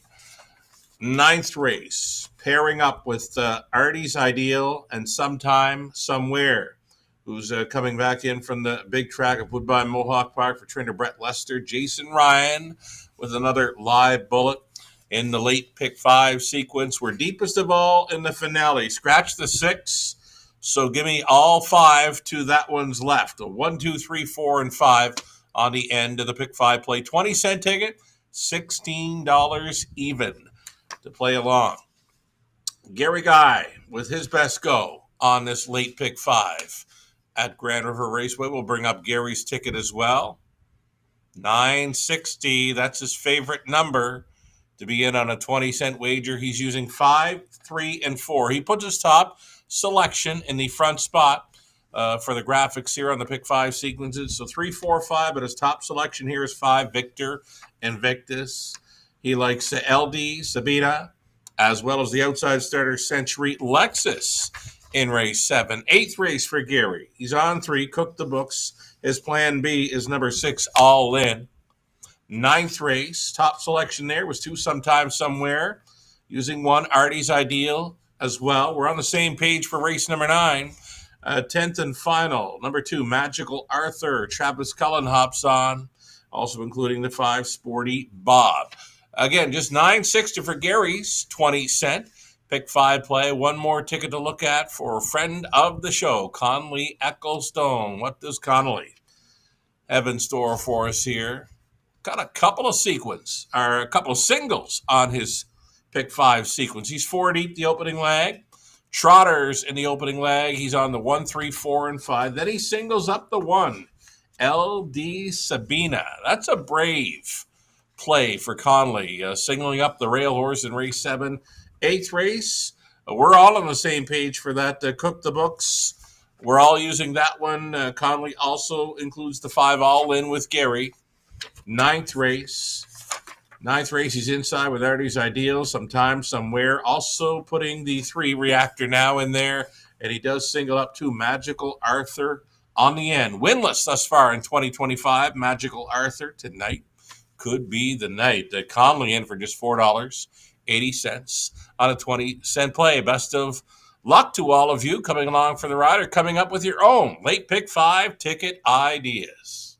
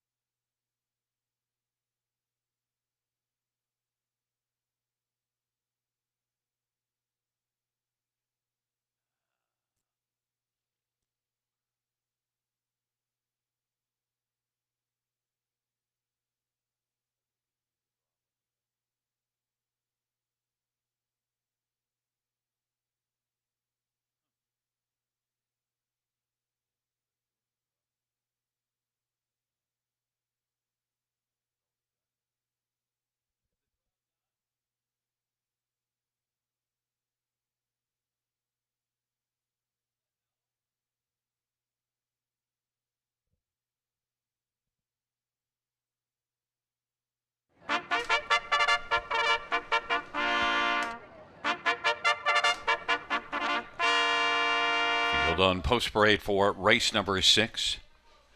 1, Handsome Hank J. Harris for Caitlin Graham.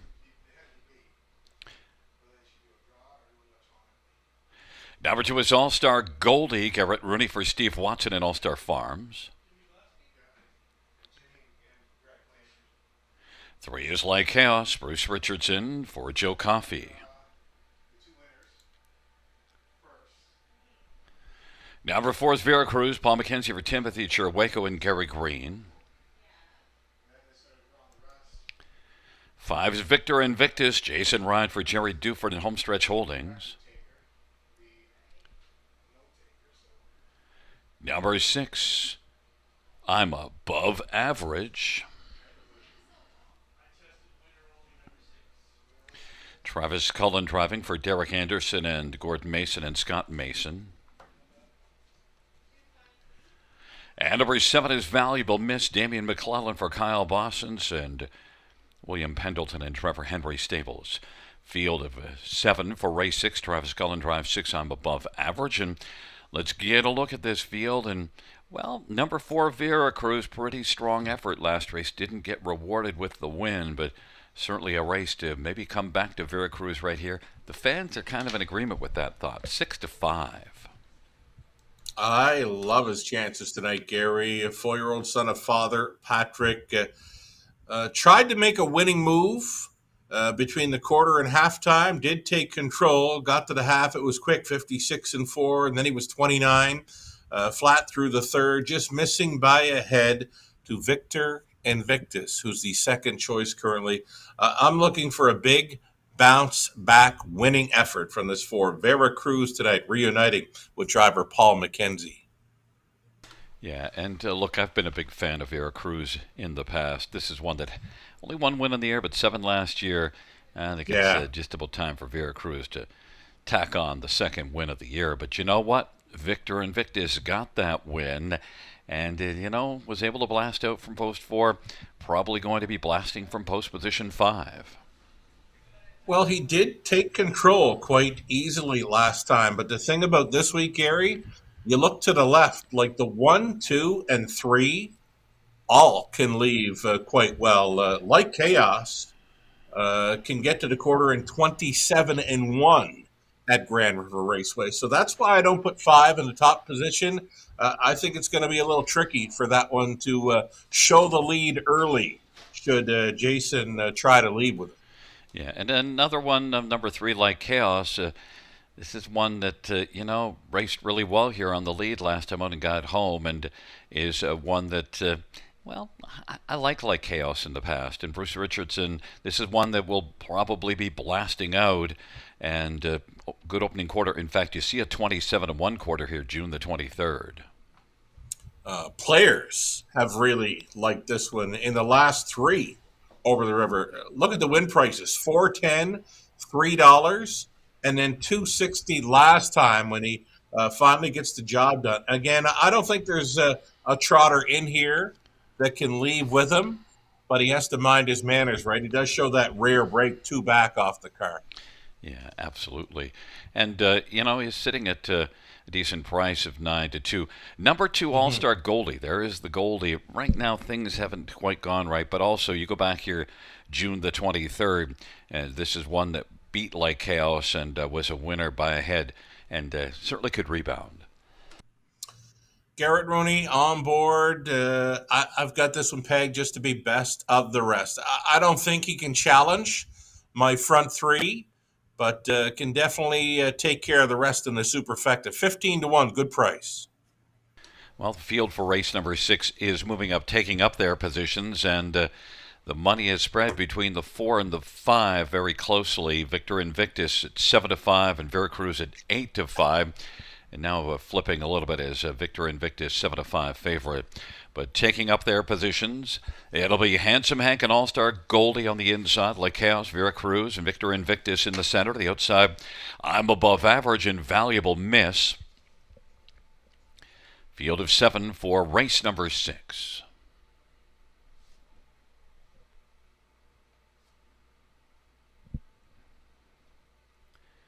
Field for the 6th race.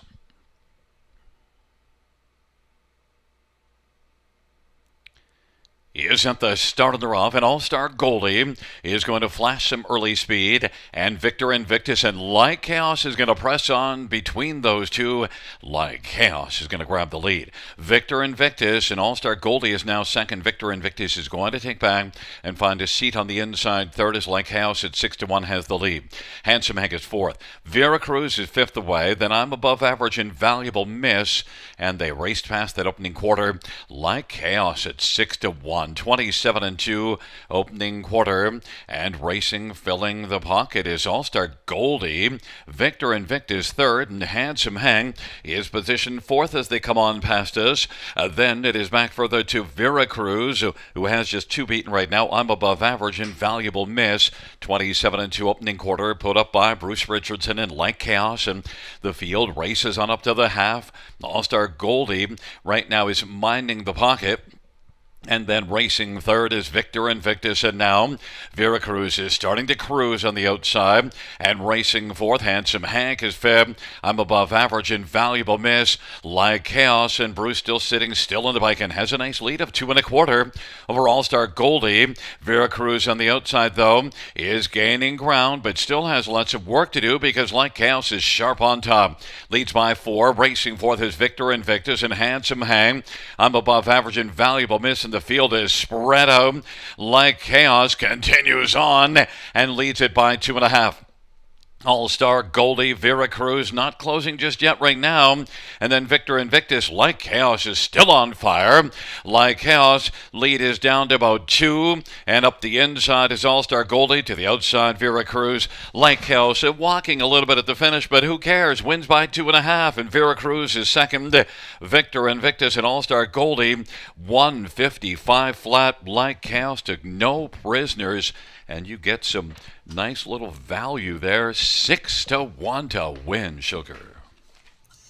Excellent rating. Bruce Richardson on the lead. When Bruce is on top at the river, he's very tough to beat. 27-2 speed off the car. We mentioned nothing in here could leave with a Like Chaos. So, of course, Victor Invictus had to take back to third. Veracruz was trying to make some headway through the third quarter. 28 flat, though. That's where Bruce won this race, was through that third quarter. Veracruz was trying to make a big push. That son of Father Patrick still trot at 27 and change through the third quarter, but it just took too much out of him. And 30-1 was good enough for Like Chaos to coast on home for a 155 victory. Very, very sharp driving win, Bruce Richardson. Yeah, and Like Chaos has a bit of back class. This is not a complete shocker, and his game can be getting to the front, and he's not really challenged. Yeah, he slowed a little bit coming to the finish, but that's because it really doesn't matter at that point. He's got them bottomed out, and I like that move when you kind of open up. Don't let somebody sit up close to you. Make them chase you hard.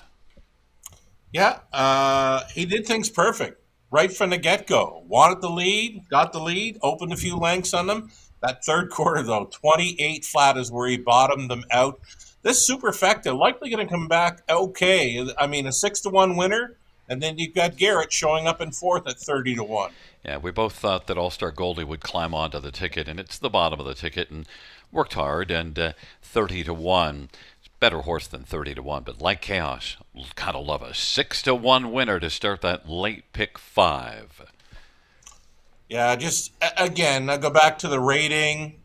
I mean, this horse was certainly sharp tonight, bringing the A game, 155 flat. Not many trotters can leave with this horse over the river, Gary. No, absolutely. Well, there's Brucey, big fan of the Toronto Maple Leafs, coming back in front of us. And number 3, Like Chaos. There's the thumbs up from Bruce. Like Chaos, 5-year-old.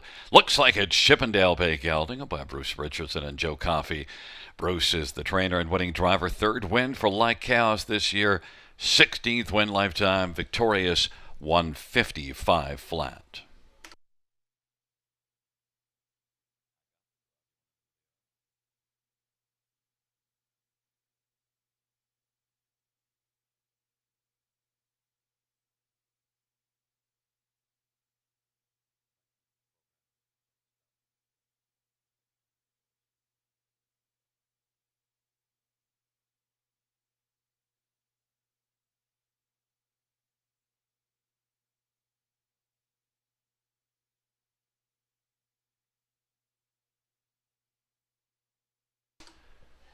Sixth race, number 3, Like Chaos, 1590, 550, 240. 4, Veracruz, 340, 210. 5, Victor Invictus, 210. $2 exactor, $46. Dollar try, $28.95. Super, $100. 95 cents, 20 cents. Super, 20 19.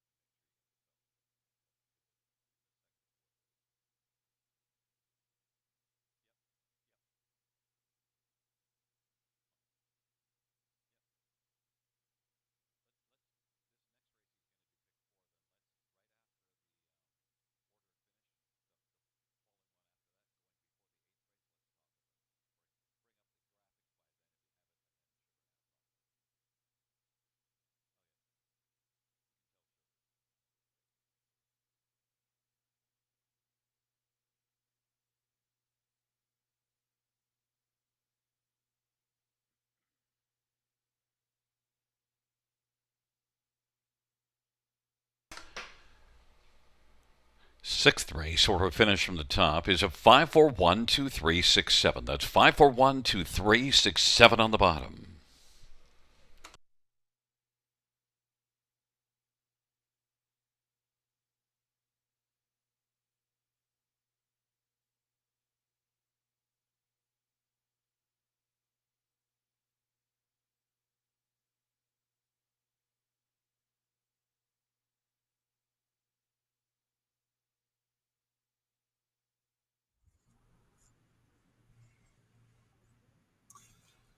Always loving those beautiful sunsets up at Grand River Raceway. And I don't know, might be able to catch one next week. Not sure how late the card for Industry Day will go, but we'll be up there on Monday afternoon for the big day, the Battle of the Bells final, Battle of Waterloo final, and lots of other great racing on the undercard. And you know what? Likely an enhanced wagering menu that day as well. It's always a big day. Industry Day at Grand River Raceway. It's the Monday afternoon matinee. Don't forget, don't show up late. Gary Guy has told you numerous times already tonight. Late pick four, let's go. Chasing after the late pick four at the river. Covers the final four races on the night and all pace. Pick four. We're going to go four deep in race number 7 with the 1, 3, 4, and 6. Eighth race, we're looking at 3, Cook the Books, as well as 5 all in. Ninth race went inside to Artie's Ideal. Sometime, somewhere. We're deepest of all in the end of it. 5 of them. Scratch the 6. So take the inside 5. 1, 2, 3, 4, and 5 to complete the pick 4 play. $16 even on a 20-cent play. Gary Guy with his best go on the late pick 4 at Grand River. Let's bring up Gary's ticket. Too deep throughout. He's on the 1. LD Sabina to win this 7th race. His plan B is number 6, Century Lexus. 8th race, we're on the same page for that one with Cook the Books and All In. 9th race, his top selection there was 2, Sometime, Somewhere. Shipping back in for trainer Brett Lester, also including Artie's Ideal. And on the end of it for Gary, number 2, Magical Arthur versus 5, Sporty Bob. He's in to go for only $3.20 on a 20-cent play. If you're playing with Gary, you might as well hit it for $1. $16 even to play along on the dollar ticket. Conley Ecclestone has his thoughts now on the late pick 4 at Grand River Raceway. We'll bring on Conley's ticket. Staying with those singles, opening leg, he's very brave with a 7-1 shot, LD Sabina. He looked like a genius if the 1 shows up here in race number 7. 8th race, he went 3, Cook the Books, and 5, All In. 9th race, backup class type pacers, right? Artie's Ideal, Sometime, Somewhere, Reactor Now. And he goes to another single in the finale, number 2, Magical Arthur. $1.20 on a 20-cent wager to play along with Conley, and might as well hit that one for $1 play at $6 even. A little over a minute to play this late pick 4 at the River. Next voice you'll be hearing, track announcer Gary Guy.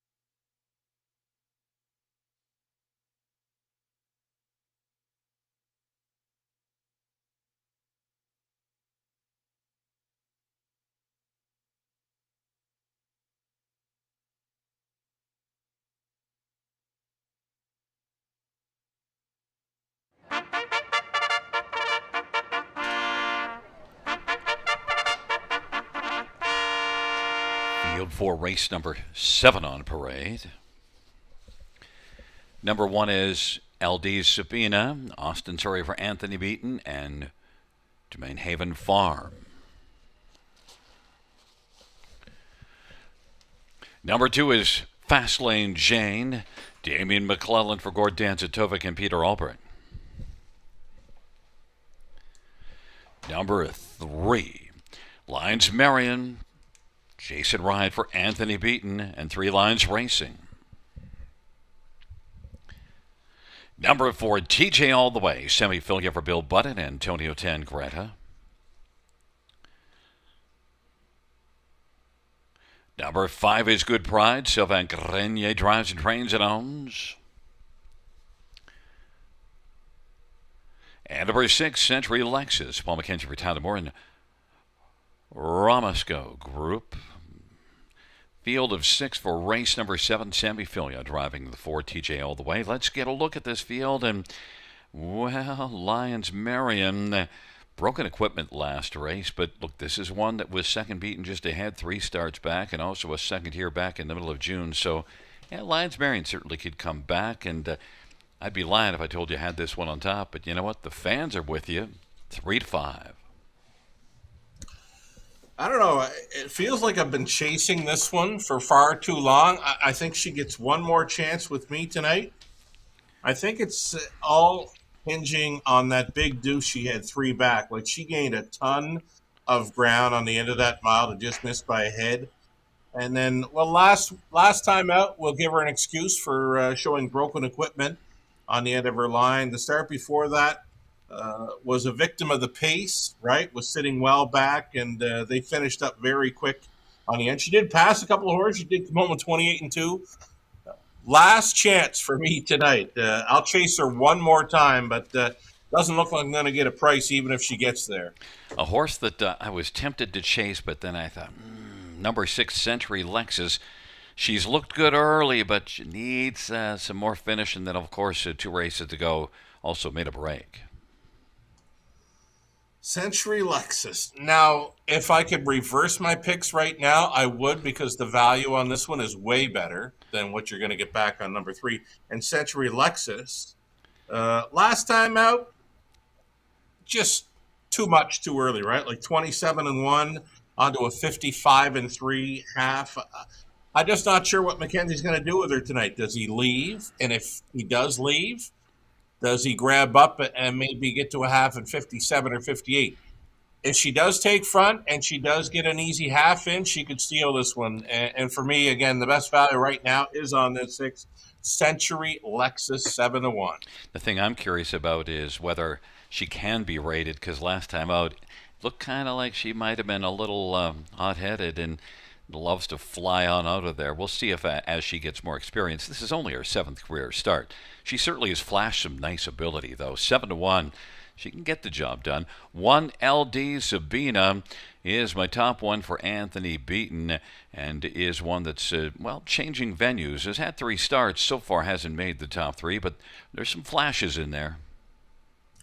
Looks like her first career start was her best one, right? She left sharply and stayed on for 4th, pacing a trip 54-2, home in 27. Tried the Meadows when shipping south of the border. Another one where she parked to the opening quarter, 28. And then last time out, doesn't show parking, but didn't show a whole lot of interest in there. 58-4 mile over the big track of Woodbine Mohawk Park. I think our best plan might be to sit a pocket behind Century Lexus if that's possible. But we'll see what Austin Sorry's plan. He certainly can send one down the road, but I think I might like to sit in behind Century Lexus. Number 4, TJ All the Way. You get Sammy Fillion, who's been on a good heater of late, and TJ All the Way made a break here last time out. Was well bet, but then things went south right away. Yeah, it's going to be key for this one to stay pacing when leaving. There is gate speed to work with, but now with that break, she's going to need the clean line. So anytime I see one with a break off the car and then needing a clean line, I don't think she's going to show that early speed tonight. So the speed factors appear to be 1.6, 6.1. Might be a decent time to pull out that exactor box. Again, I do have the 3 on top. Just not a big fan of the price right now. Even money, I was hoping for more like 5-2, 3-1. Yeah, neither the 2 or 5 are getting much love. 20-1, 13-1, respectively. I'm on 3 lines. You're on 3 lines. Marion's sitting at even money. I'm going to try 8-5. So neither one of us are getting value. I think the value, if we could get Century Lexus to just get a little more rated, that 7-1 is sitting there looking kind of enticing, Sugar. I'd be hitting up the exactor box, 6-1, 1-6 right now, just by the look of the tote board alone. And that big price, 7-1 on the 6 horse. If she gets any kind of rating this evening, like if she can be on top or near it, and the half's 57 or 58, beware. That has been the problem so far. We'll see what Paul can do. It is a field of 6. LD Sabina, Fast Lane Jane on the inside, and the center lines are in TJ All the Way. The outside, Good Pride and Century Lexus. It's a field of 6 for race number 7.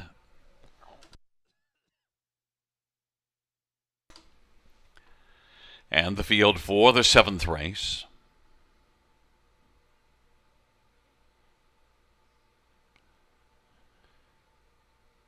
He is at the start of the rough in TJ All the Way, and Good Pride on the inside. LD Sabina, Lions Marion, Fast Lane Jane, and a change of tactics. Century Lexus relaxed away and trailing the field right now. TJ all the way. LD Sabina is sitting the pocket, and Lions Marion third. Then Good Pride, Fast Lane Jane, and Century Lexus is back trailing the field. And popping out from the pocket right now is LD Sabina, looking to loop around TJ all the way. And Sammy Filia, as they race their way off the turn, they come up towards us. LD Sabina has the front. LD Sabina leads by 2, TJ all the way. Third, Lions Marion. Good Pride is on the outside fourth, then Fast Lane Jane. And Century Lexus has yet to fire and is back trailing the field. And off at 29 opening quarter, it's LD Sabina right now getting things all her own way. LD Sabina, TJ all the way, plugged into the pocket. Lions Marion, Good Pride on the inside. Fast Lane Jane and Century Lexus is still trailing, but now has moved out and will start to roll, but has a lot of rolling to do. 1 minute flat is the halftime. Century Lexus from the backfield. Now the Lexus is coming, and it's a luxurious move by Century Lexus, who's burst right up to take over second. LD Sabina. Century Lexus now is coming to call. Century Lexus has moved to within about a head of the front.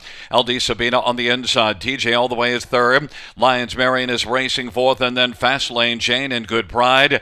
3/4, 1:29 and 3. And it is Century Lexus on the outside and LD Sabina on the inside. TJ all the way is third. Century Lexus with clear track, center of the track. LD Sabina on the inside. Century Lexus and Paul McKenzie. LD Sabina second. Then TJ all the way and Fast Lane Jane. 1:58 and 1 off a 1 minute halftime. Century Lexus, we said if Paul could rate this one, you know what? I guess he could. Guess he could is right. I mean, she did it the way I didn't think she would. Worst to first, right? Paced her back half, likely 57 or maybe even a little better. That was a big swoop down the backside. We mentioned multiple times the exactor box of 1 and 6 was the angle there because the value on 3 was just a little too low. But these exactors are coming back at around $20, Gary. So it's pretty good play on the 1-6-6-1. Trainer Tyler Moore has got to be really pleased with this one because, after getting fired out hard from post 8 and 7 last 2 times out, the obvious plan of attack was to try it from the opposite end. And when Century Lexus moved out, boy, it was obvious that Century Lexus was ready to rock. Oh. Came with authority, right? And you said it. I mean, she's still quite inexperienced. That would only be her 7th lifetime start. Not many of those types can circle the field worst to first and go on and keep on going, right? Like she wasn't letting up. That's a nice final quarter for her. And she had to put away the one, right? The one got a very soft half in, just a minute flat. But Century Lexus, indeed, a beauty of a maiden score right here. And did it all on her own, really. Paul was just gave her a clean track to run at and away she went. Yeah, big motor, right? And learning things, lots to build on there. And she might be a big track type horse, right? Maybe we're not far from seeing her at Woodbine Mohawk Park soon. Yeah, and she closed into a soft half of 1 minute and made it look easy. Usually you close like that into a faster fraction, but that's a soft half. Yeah, you know what? When he tipped her 3 deep around the parked 5 horse and then went around the favorite, who was number 3, Lions Marion, like nothing. Like this is a really nice filly. Back in front of us, it's number 6, Century Lexus, 3-year-old Sports Rider Bay filly, owned by Romasico Group of North Sydney, Nova Scotia. Tyler Moore, the trainer. Winning drive to Paul McKenzie. First win for Century Lexus. Mile of 1:58 and 1.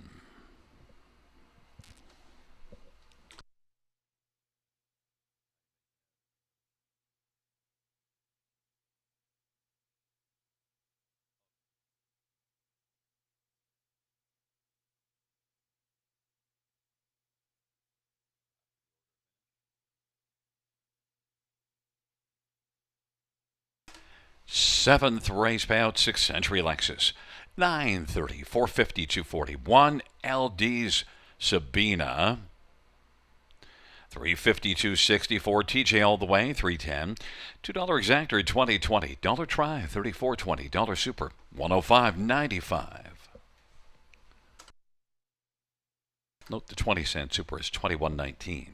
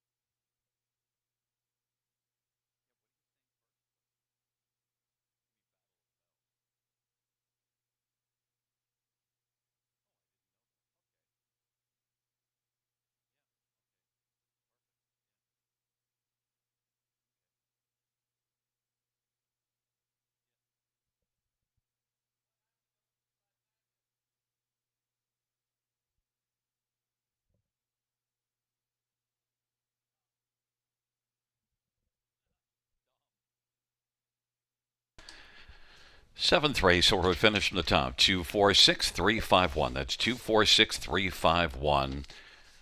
No, 4 minutes to race number 8. Well, fans, we had the Battle of the Bells eliminations earlier this evening, races 2 and 4. The Battle of Waterloo, we normally have eliminations, but, we didn't have enough to have more than one leg, so they go right to Monday, next Monday. We have the draw for both the Battle of Waterloo and the Battle of the Bells, and I'm going to be joined by Sugar Doyle to just take a quick look as we're going to have the draws posted up for the Battle of Waterloo and the Battle of the Bells. There is the post position for the Battle of the Bells, and look at that. TH, check me out. Sugar, if you're with me. Romantic Beauty winning a division gets a nice post 3. And also Dea gets a decent spot, post 5. Lavender Sealster, one that we commented about, post 4. Any initial thoughts? Well, Romantic Beauty, fresh off her track record performance, career debut, right? And when you start looking back in her family, like, wow, this is a filly that's bred to be a really nice one, and what a splash into her career. I mean, first career start 152 and 2 over the river, Yeah, that's and just sort of getting things underway. She's very tough to go against, especially now with the post 3 draw. Very tough for Jen Tilley, that post 8. But Lavender Sealster, we said we'd put a big circle around this one for the final, and she will get that big circle. I was mentioning it wouldn't matter where she drew. I can get behind her for a big piece of this one from post 4. A tough draw for Gentili, but we've mentioned here before, post eight's not the killer that it would be on a Right. half-mile track. So, Gentili is still certainly a good one in her own right, and she can get something accomplished there. It'll be interesting. But that's your draw for the Battle of the Bells. We haven't seen the Battle. Any thought? Yeah, go ahead. Well, we should mention Jack Darling's filly Dea, right? The other elimination heat win. Dea and Jody, what Jack said, there was more left for her, and she was an easy winner in 53-3. So could be a pretty good matchup. Yeah.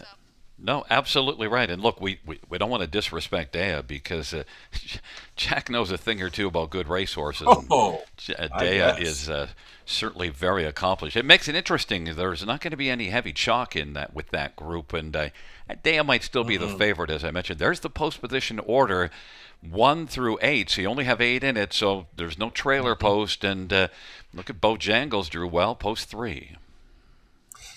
Yeah, you mentioned likely no chalk as a favorite for the Battle of the Bells, but there will definitely be chalk here. Bojangles is the standout.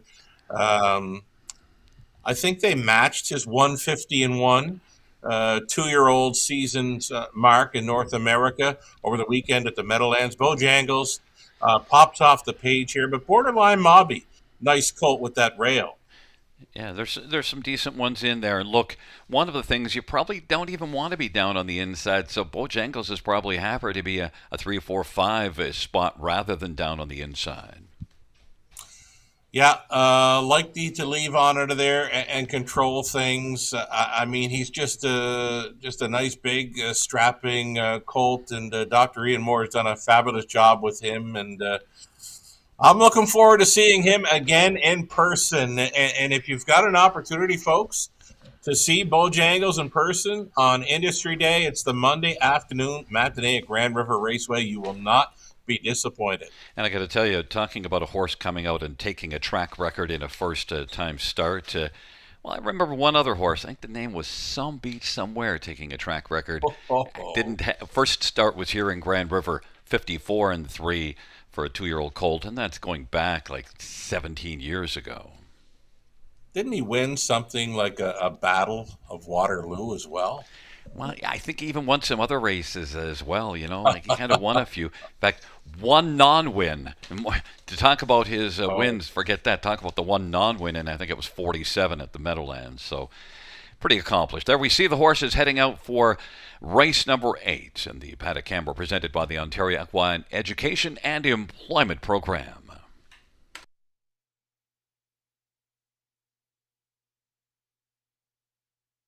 On post parade, there is number 1, Better Bell, lost in Surrey for John Chikeen. Number 2 is Greystone Playgirl, Steve Hudon for Laura Toscani and Carmelo Shime and John Henderson. Going into 4. 4 is up. Number 4, Rosie Beach. Mike Horner drives and trains for Doug Wilson and Mark Horner.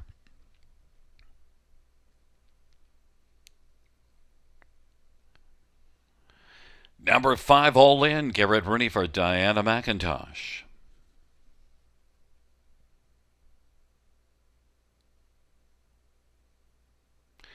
Number 6, Hamback Hottie, Travis Cullen for Jody Cullen, Wayne McRae, and Robert Tilley and Gary Mott and Brady Doyle.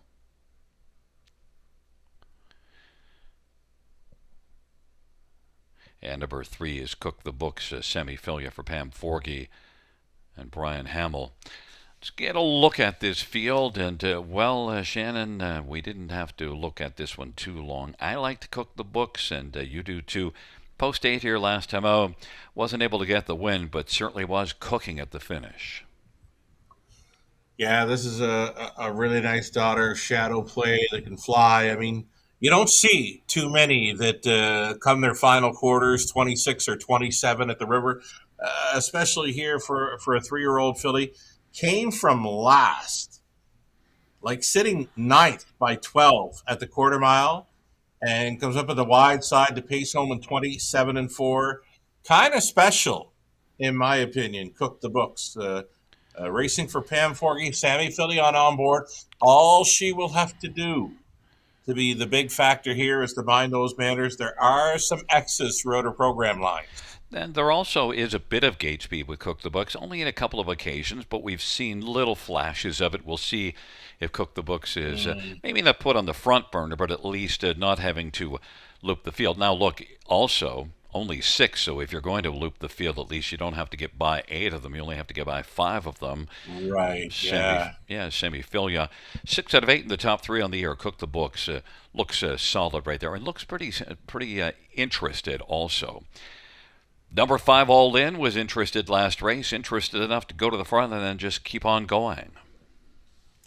Right on. 3 wins in her last 4. She has certainly taken the Grand River Raceway, the Big Deuce, in her Grand River debut, attempting, and then she was able to steal away on the lead. Last time out, she was on top throughout. I could see her going straight for the front end again. 1 to 5 right now. I think if she's 1 to 5, the 3 might as well be 1 to 5 as well. To me, they're so evenly matched. I'd be leaning towards the 3 on top just because 27-4. Huge final quarter. We just don't see them, even from the age pacers here, Gary. Yeah, and the thing with All In, doesn't have to be on the lead, but is 2 of the last 3 from on the lead, but also you see a win at Dresden, was 5th early and came on to win by almost 3 lengths. I just think her best shot at the winner's circle is to be on the lead. That's just me, 3 to 5. I mean, the Better Bell could be sitting in the 2-hole ride again. And Better she's Bell, been pretty good in recent starts. Only 4 out of 16 in the top 3, but 3 of them come in the last 3 starts, so she is a filly that's getting better. Better Bell. Yeah, the form. I mean, and it's just kind of popping off the page that she will be sitting 2nd or 3rd here early. I know you mentioned number 3, Cook the Books, does have a bit of gate speed to work with, but I'm thinking with a short field of 6, why bother? I mean, they're just more or less wanting to keep her flat, and it does not look like she has to be on the lead to win this race. I'm going to stick with 3-5-1 here. And one more, number 2, Greystone Playgirl. I think we're going to need to see this one get off the gate a little bit more. One that came home in 28-1 last time out, but just was too far back. Yeah, just simply using this one for a piece of the super. Looks great, by the way. Steve Hudon on board for Laura Toscani. 18-1 shot, 2nd longest shot on the board to round out the superfecta play. Well, we both went to Cook the Books, even though All In is 4 to 5 of the board. We'll see if we can get the job done here. It's a field of 6 for race 8. Better Bell, Greystone Playgirl on the inside. In the center, Cook the Books in Rosie Beach. To the outside, All In and Hamac Hottie. Field of 6, race number 8. They're approaching the start.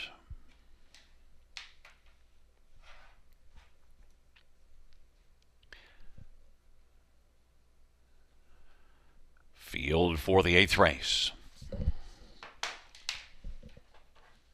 He is at the start of the rough, and Rosie Beach into All In, the first couple to leave out. Better Bell on the inside is going to blast out quickest of all. Better Bell, Rosie Beach, Greystone Playgirl, then All In, Cook the Books, and trailing is Hamac Hottie, and Better Bell sent to the front. Rosie Beach is 2nd, Greystone Playgirl 3rd, then All In is racing just 4th on the inside, right in front of Cook the Books, and then Hamac Hottie as they race their way off the turn. Better Bell at 4-1 right now for Austin Surrey has the front. Rosie Beach 2nd. Greystone Playgirl is currently playing from 3rd, and then 4th is All In, and now is going to come to the outside and gives cover to Cook the Books, who is falling All In. And then on the inside, Hamac Hottie. It is Better Bell of a 28-2 opening quarter. Racing up to the half, Rosie Beach is staying close in the pocket. Greystone Playgirl now on the outside, moving up. It is All In who's come on first up to take over 3rd. Cook the Books follows All In on the outside and is looking to grab 4th and take it from Greystone Playgirl. And then Hamac Hottie. It is Better Bell, Rosie Beach. All In on the outside is still 2.5 or 3 off the lead of Better Bell, who looks sharp. Better better than the field. 58-4 halftime and 3/4 for Better Bell. Better Bell, Rosie Beach, all in 127 and 1/3, and then Cook the Books is racing fourth, but also has a lot of work to do, as does All In, because Better Bell is sharp right now. Better Bell, Rosie Beach, Better Bell, 3/4, 127 and 1. Better Bell as they come on down the stretch drive. Rosie Beach, Cook the Books and All In as they come on to the finish. Better Bell, Cook the Books is closing. Better Bell, and Cook the Books. Better Bell, it's close, but Cook the Books might have gotten there over Better Bell. Then All In and Rosie Beach. Cook the Books was flying. The question is, did she pass before or after the finish? I'm thinking before, so I'm going to say that Cook the Books got there. But you know what? We can have a photo too if you want. Let's wait on a photo. Let's get a look at the slow-mo. That should reveal lots. Austin Sorey had theft on the brain. He tried to steal one there. 58-4 halftime. Did not see that coming. Better Bell was on the lead throughout. Just 30-2 through a second quarter. Then he picked it up 28-2 through the third. Cook the Books, we knew, could fly home. Came her back half in 55. The question is, did she get there? Well, I know she got there. It's just, did she pass before or after the finish? And I'm saying got there. That's tight. Let's see slow-mo. This is You know what? going to tell it. I'm saying got there. What the heck? I don't know. The line was coming quick. The one had a pretty good lead, even 10, 15 feet before the wire. I know, but you know what? Take a stand. Here comes the 3. It's one. I know It's the one. I'll wire's take a coming. stand Hurry with up, one. hurry up, 3. Let's go. Wire's coming, 3. Let's move. It's going to be closer and closer and closer. And guess what? Kaboom! There's the 3 going by. She closed up huge, didn't she? Wow. That's a big move through the stretch because we don't see horses come home like that. I thought 27-4 on the end of her latest was very good. Well, we've seen just the same type speed there. Again, she's like last at the half. Yeah, absolutely. So her back half on the wide side, 55 and a bit. Nice filly. You know, and those are the toughest to call because, you know, if she goes by, it's just she's going so fast. Where does she go by? Is it 2 feet in front of the wire? A foot after the wire? Oh, if I was calling that, Gary, that'd be too close to call all day long. No, the heck with that. A smart announcer would say that, but hey, that's not me, obviously. 3154 back in front of us is number 3, Cook the Books, a 3-year-old shadow play, Brown filly, owned by Pam Forkey and Brian Hamill. Pam Forkey, the trainer, Sammy filling out with a winning drive. It's the second win this year, second lifetime. Cook the Books got to the front burner just in time and won 55-4 for a new career best.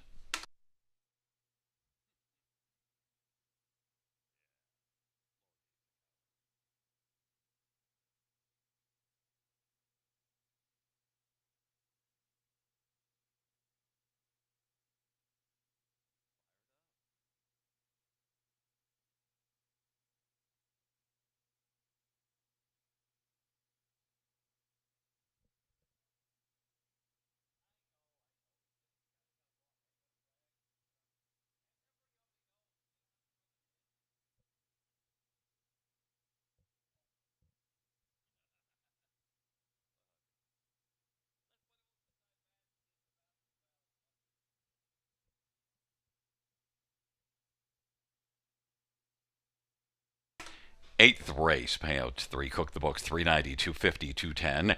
1 Better Bell, 410, 245, all in, 210, $2 exactor, 1180.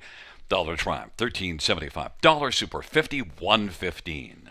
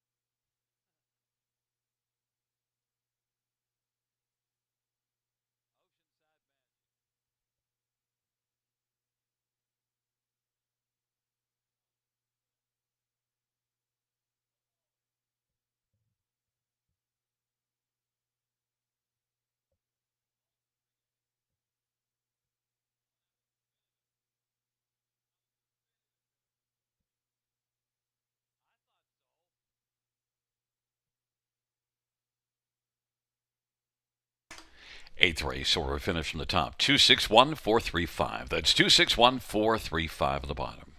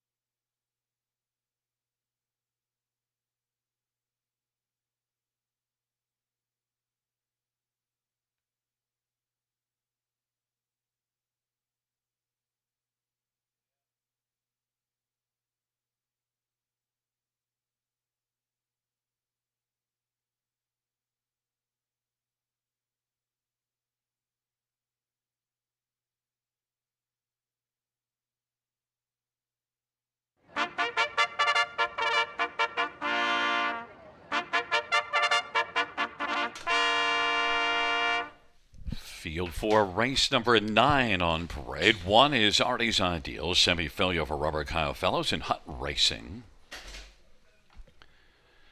Number 2 is Sometime Somewhere, Jason Ryan for Brett Lester and A. Bianco Holdings.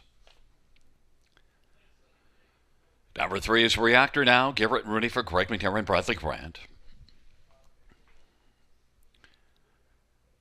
4 is Taylor's Credit. Natasha Day for Doug Millard. 5, Keystone Dakota. Steve Houdon for Laura Toscani and Martin Kepfer. 6 is scratched. And number 7, J.K. Victory, Austin Surrey for Harry Polton and the stable. Field of 6 for race number 9. Let's get a look at this field. And sometime, somewhere, well, last time out, 9th beaten 18 1/4, and yet, you know what? We both like this one. The fans like this one. 2 to 5 on the board. I think sometime, somewhere, he has got a great big shot to come right bouncing back, and so do you, Sugar. Indeed. I mean, heavy favorite, Georgian Downs, on the 13th of July. I mean, he won it quite easy, paid $230 to win. 52 flat home and 27-4 over Georgian Downs. Big mile, right? Might be due for 51 track record speed possibility. Yeah, I could see it. 50-4, I think. Ideal Perception is the track record. Okay. And this horse might give that record a run for its money tonight. well, it's warm out, and we already saw a 2-year-old filly going 52-2. So why not one that went in 49-3 at Mohawk July the 5th? Gave the track record a test, and I think there's a few here can at least force a horse race. Artie's Ideal is coming in excellent form.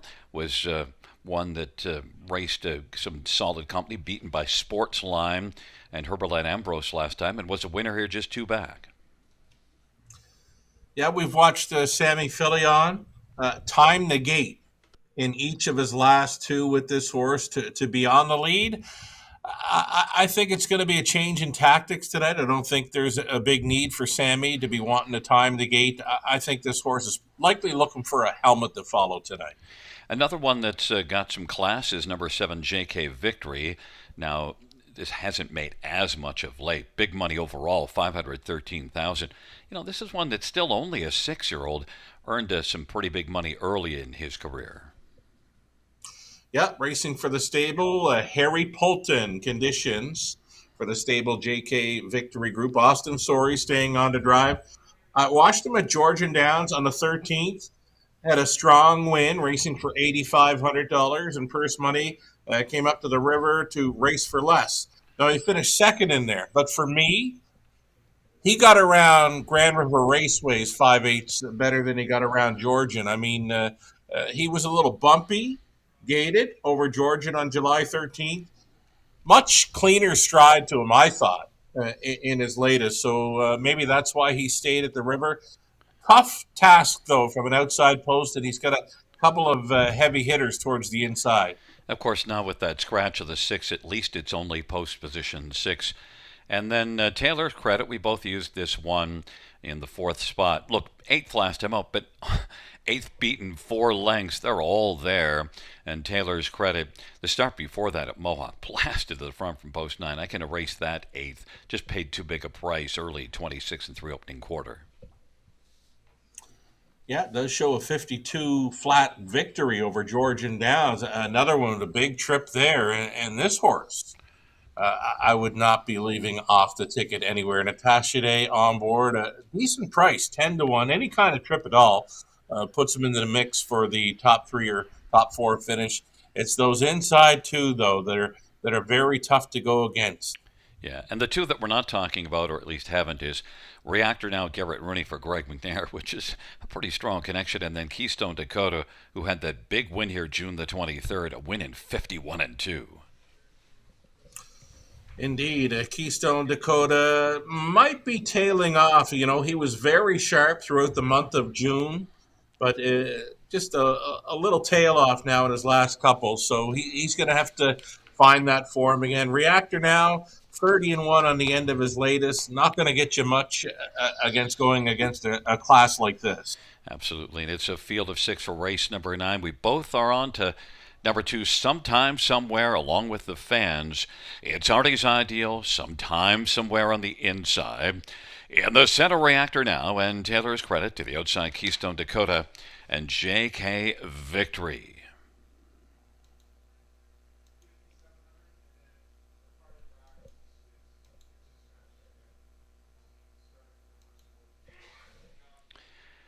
Field of 6 for the 9th race.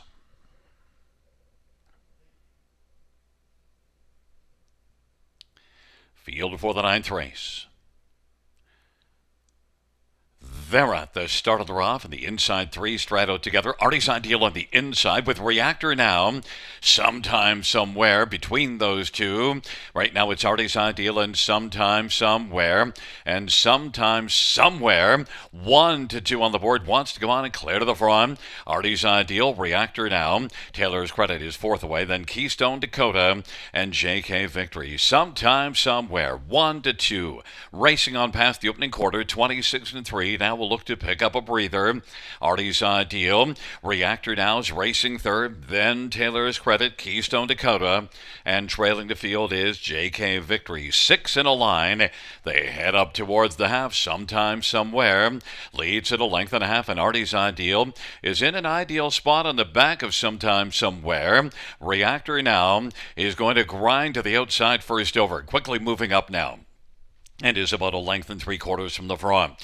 Taylor's credit follows Reactor now. Then it is Keystone Dakota and JK Victory. 55 and 4. Halftime for sometime, somewhere.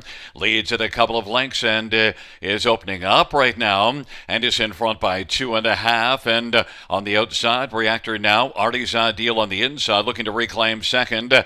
But still has lots of work to do because sometime, somewhere is freewheeling it by 3/4, 123 and 3. Sometime, somewhere with a lead of 2.5 over Artie's Ideal. Reactor now weakens. Taylor's credit is settled wide. Then Keystone Dakota and JK Victory. Sometime, somewhere off sharp 3/4, 123 and 3. Artie's Ideal is chasing. Sometime, somewhere's game though. Sometime, somewhere in Artie's Ideal. Sometime, somewhere a race against the clock and coming to the finish. Sometime, somewhere, 152 and 2. Artie's Ideal. Then JK Victory and Taylor's credit. It is sometime, somewhere. Goes to the front and then just keeps on clicking. The top board 1 to 2 on the board. He raced like a 1 to 2 horse. Yeah, kind of went down the way I thought it would. I figured Artie's Ideal would be due for a trip behind a helmet, and that's what happened for him, finishing second best to a very strong winner. Sometime, somewhere, 52 and 2.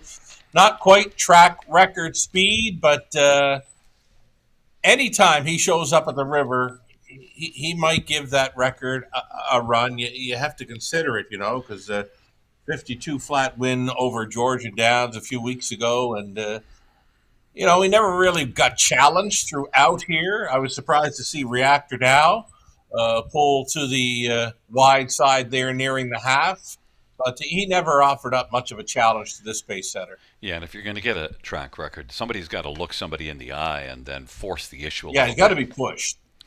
And Yeah, this one did it quite easy. Maybe if he would have took an eyeball, someone would have challenged him in a bigger way. He might have went a little quicker. But when they're loose out there like that, nice old horse, just doing what he had to do there. Yeah, and look, certainly last time out at Mohawk didn't go well, but it doesn't, the race went in 48 and 4. But he comes right back here and looks like the classy veteran that he is. Made a lot of money last year, $118,000. It's you had to anticipate he'd just come right back and look every bit the part of sometime, somewhere. Yeah, just an easier spot for him, right? And I don't know, maybe his next time, if he wants to try Georgian or Grand River Raceway, it might be Preferreds that he'll face next. And your top 4 were 2-1-7-4, and that's what it comes in. So yeah, whatever. What do you know? Wasn't too tricky. No, but at least, hey, it's better than throwing the tickets in the garbage. 100%. Back in front of us, number 2, Sometime, Somewhere. 8-year-old Some Beach, Somewhere, Bay Gelding, by A. Bianco Holdings Limited. Brett Lester, the trainer. Jason Ryan, the winning driver. Second win this year. 34th lifetime for Sometime, Somewhere. 152 and 2.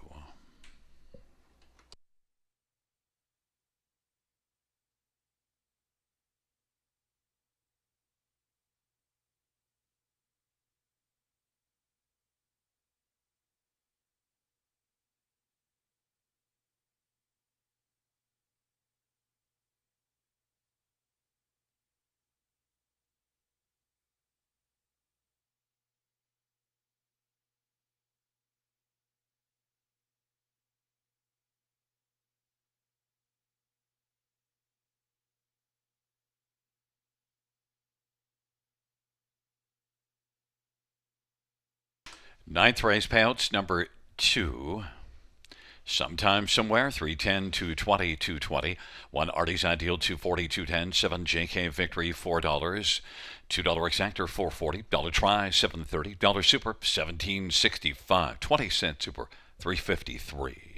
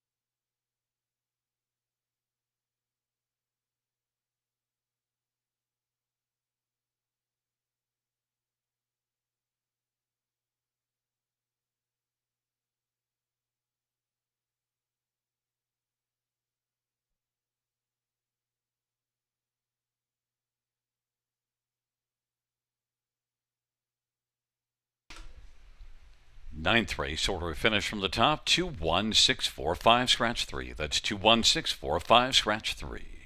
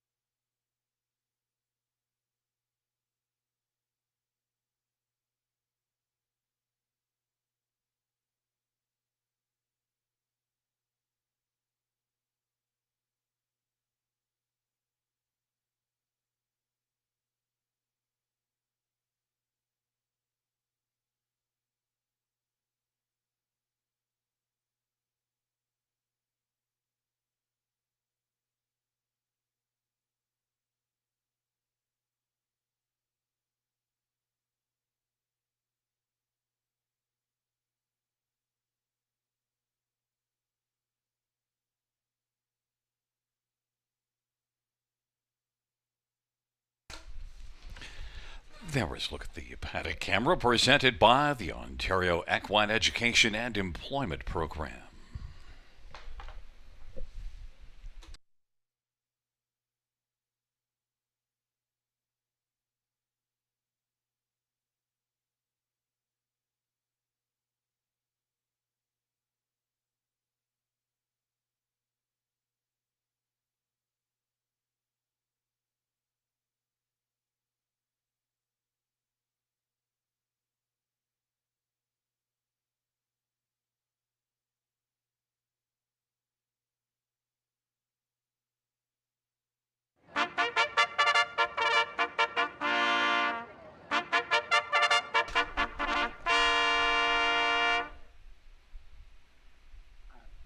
Field for race number 10 on parade. 1 PH Jim.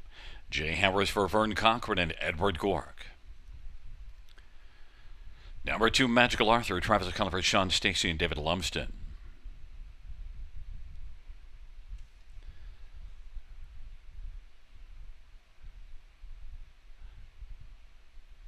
Going to the 4.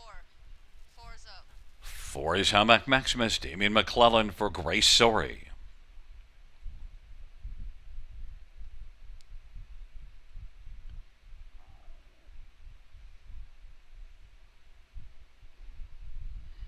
Five is Sporty Bob, Garrett Rooney for Joshua McKibben and M&S Racing.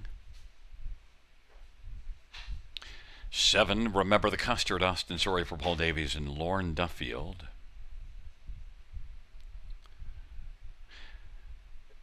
Number 3, Wild River Bumblebee, Sammy Fillier for Julie Walker and Dr. John Bradbury.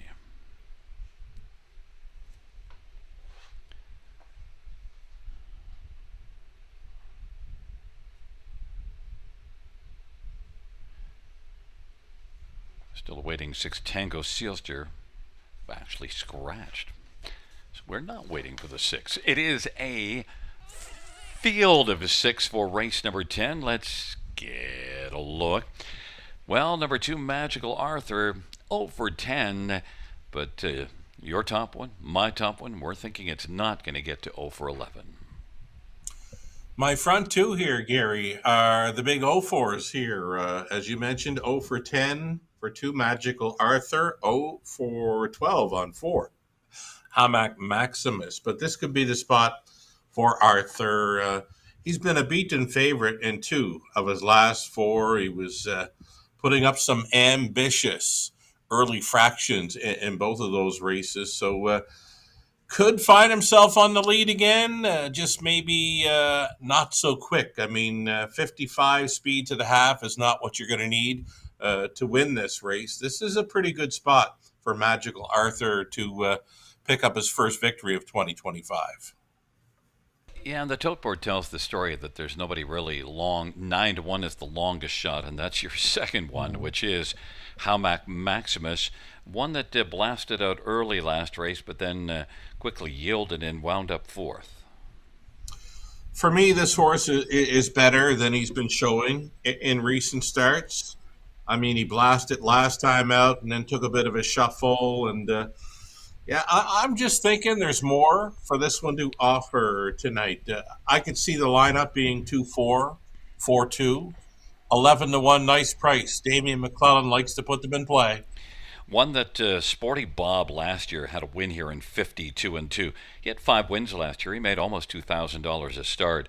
This year is less than $1,000 a start. So Sporty Bob, not nearly as sporty in 2025.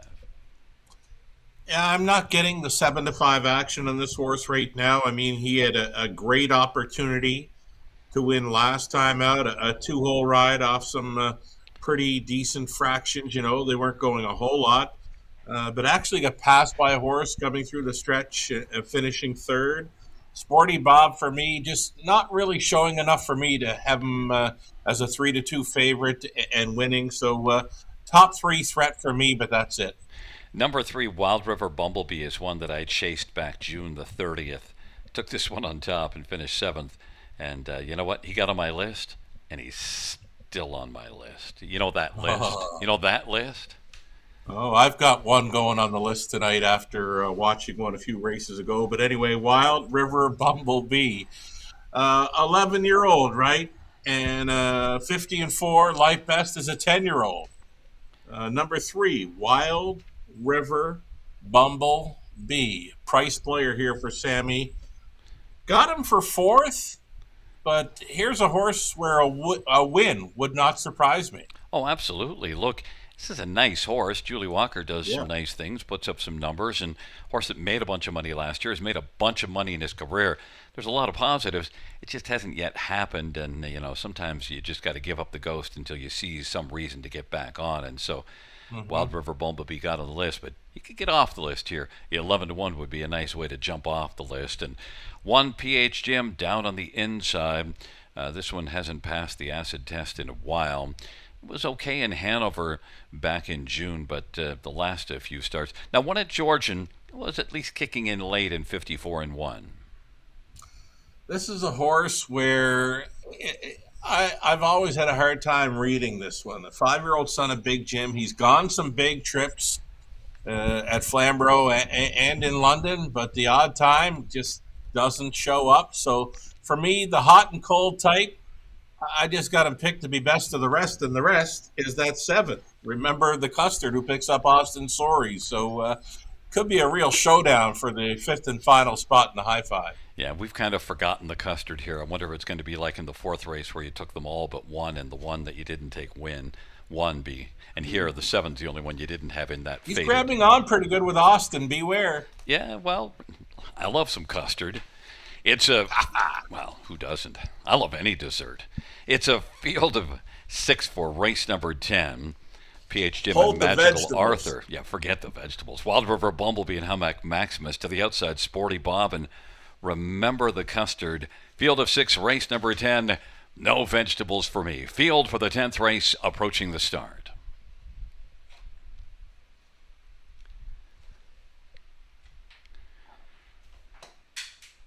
Field for race number 10.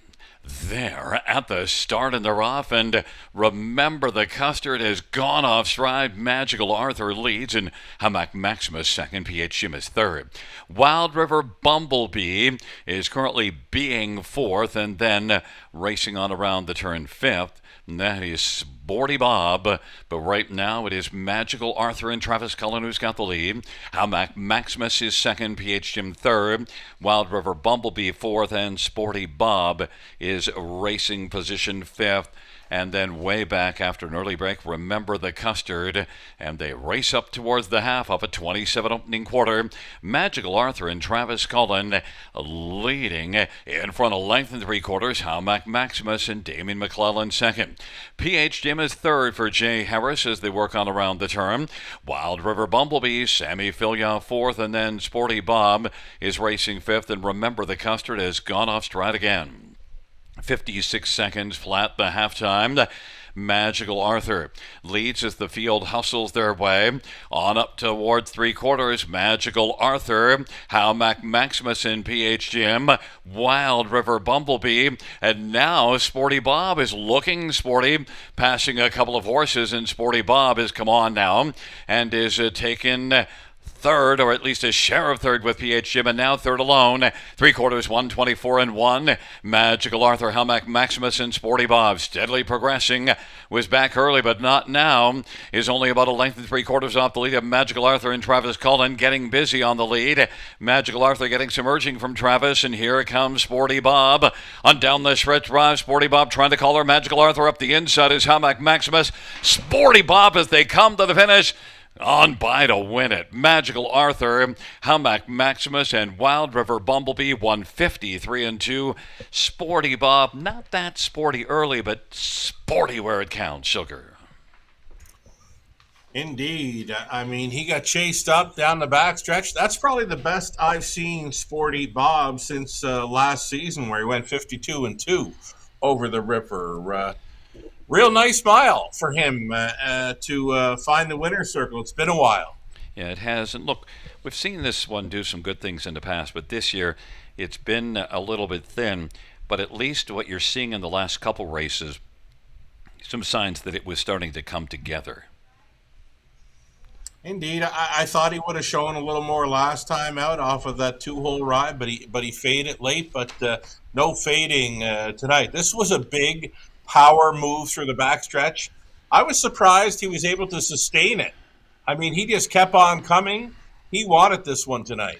Yeah, and look, that's a case where, he's been here before and been successful here, and he was kind of riled up, and yeah, he had Magical Arthur, who's still in the over column. Oh, he just can't buy a win. Poor Arthur. Yeah, and Arthur, but you know what? Can't be disappointed with Magical Arthur off of a seventh here last time out and just not a factor. So at least now gets a second, and that's a race to build on into next time out. 100%. Garrett Rooney got the catch driving assignment for this 5 Sporty Bob. Magical Arthur, though, was rated nicely on the lead. Sitting on a win, we'll say. Maybe next time. Absolutely. Well, study it up for Wednesday, and we'll talk to you again. Sounds good, Gary. Coming back in front of us, number 5 Sporty Bob. It's a 5-2-4-3-1. And it is 5 Sporty Bob, a 5-year-old sports rider by Gelding by M&S Racing. Joshua McKibben, the trainer. Garrett Rooney, the winning drive. Second win this season. And the 9th lifetime for Sporty Bob. 153-2.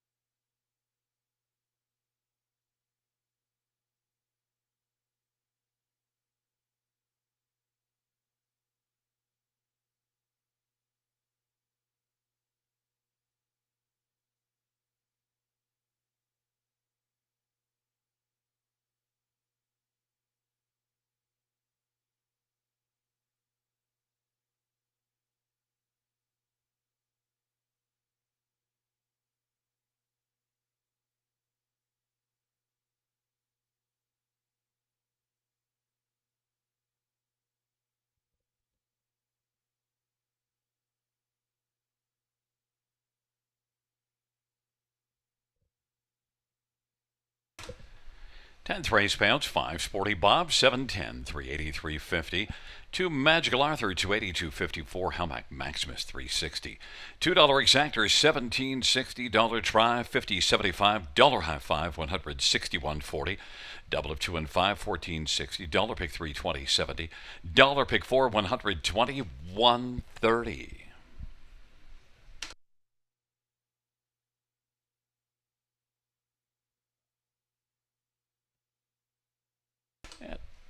The 20-cent pick 5, 148.54.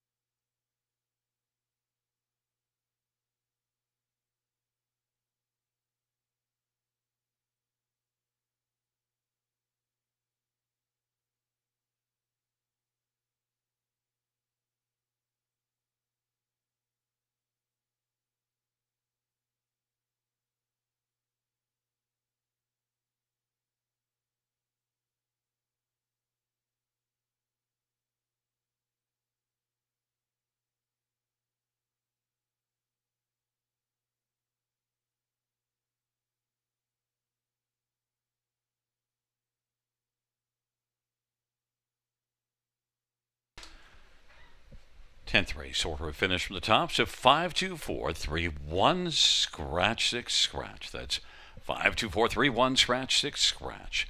Well, fans, that concludes the live harness racing program for this Monday evening. Action resumes on Wednesday, first dash 6:20 p.m. Buenas noches, amigos. Good night, everybody. Good night, Josie Bean. Good night, Gary. Good night, Jeff.